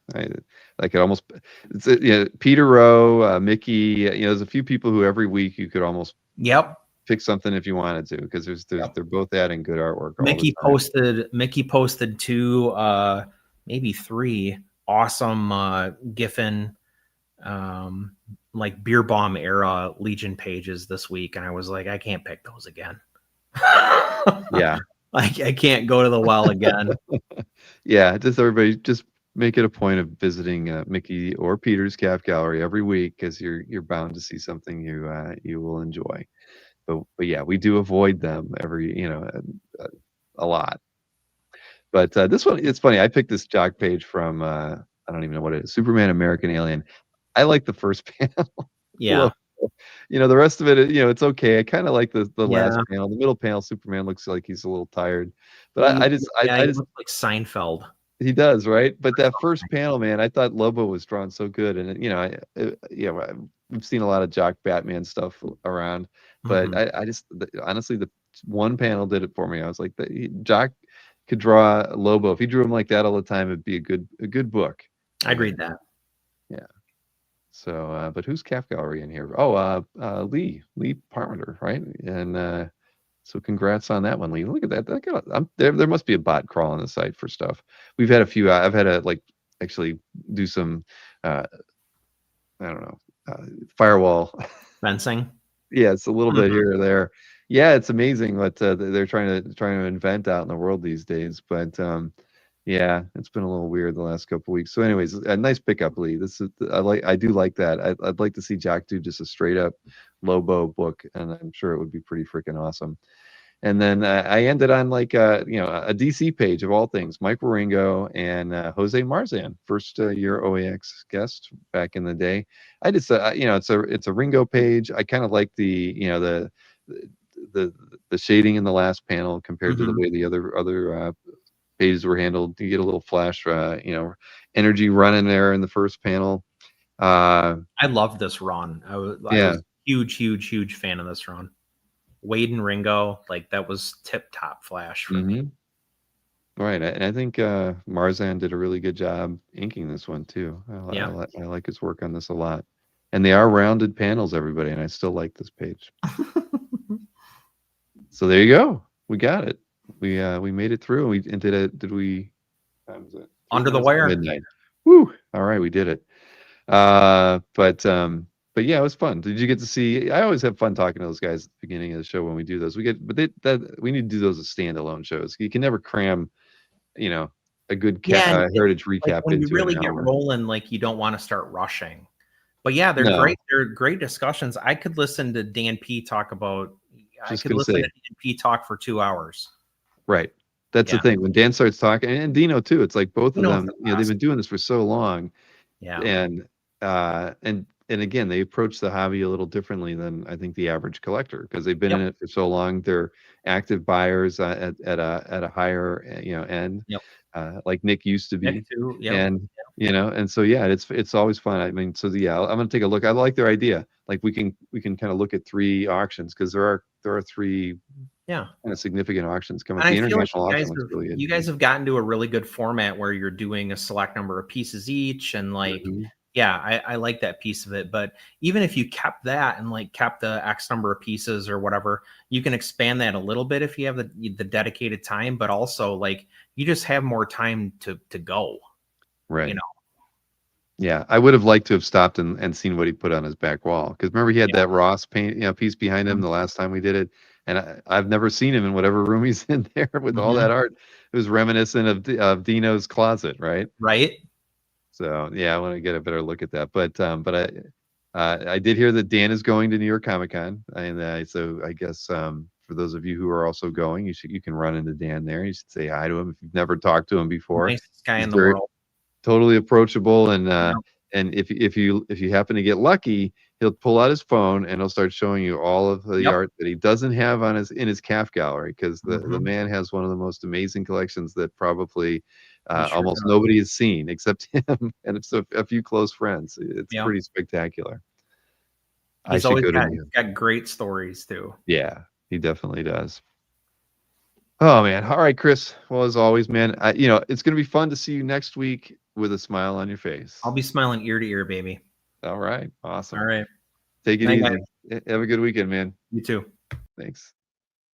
Oh man. All right. Well, hopefully my weekend will be uneventful with the animal population here in Central Florida. It would be nice, and I do apologize to any of those out there who are cat lovers. I'm a cat lover. I would never try to harm a cat. It was just trying to scare it. Give it a lot of give it. I was growling. I think even Gwen was growling. We were like trying to scare the heck out of the thing because it's been regularly whooping on our cat, even though I don't love that cat. Can't I don't want to have to take my cat to the vet. So yeah, that's how it goes. But anyway, thanks for hanging out with us as always. And I did drop quite a few like shorts that we've done. I did do honor to that Paul Pope mishap that I had last week. I posted his page I love on Sunday, I think. So if you didn't get a chance to see that, it's all cleaned up and good. And we had gosh, I mean, I don't think enough people have seen the Jesse Lonergan interview that got posted. So, that was a recorded interview with Matt Sardo. Go back and look at the channel and please check that out. It really was fun. I didn't get a chance to talk to him at Heroes, but, he's very insightful and he's just got his I just love his stuff. And he was a great interview with Jamie Jones and Matt Sardo. So check that out, and have a great weekend. If you're in Central Florida and you're going to the Okala Con, you know where Kazra and I and Dan Goodwin will be. We will be there. So maybe we'll see you there. Otherwise, enjoy your time away from the channel and have a great weekend. We'll talk to you again soon. All right.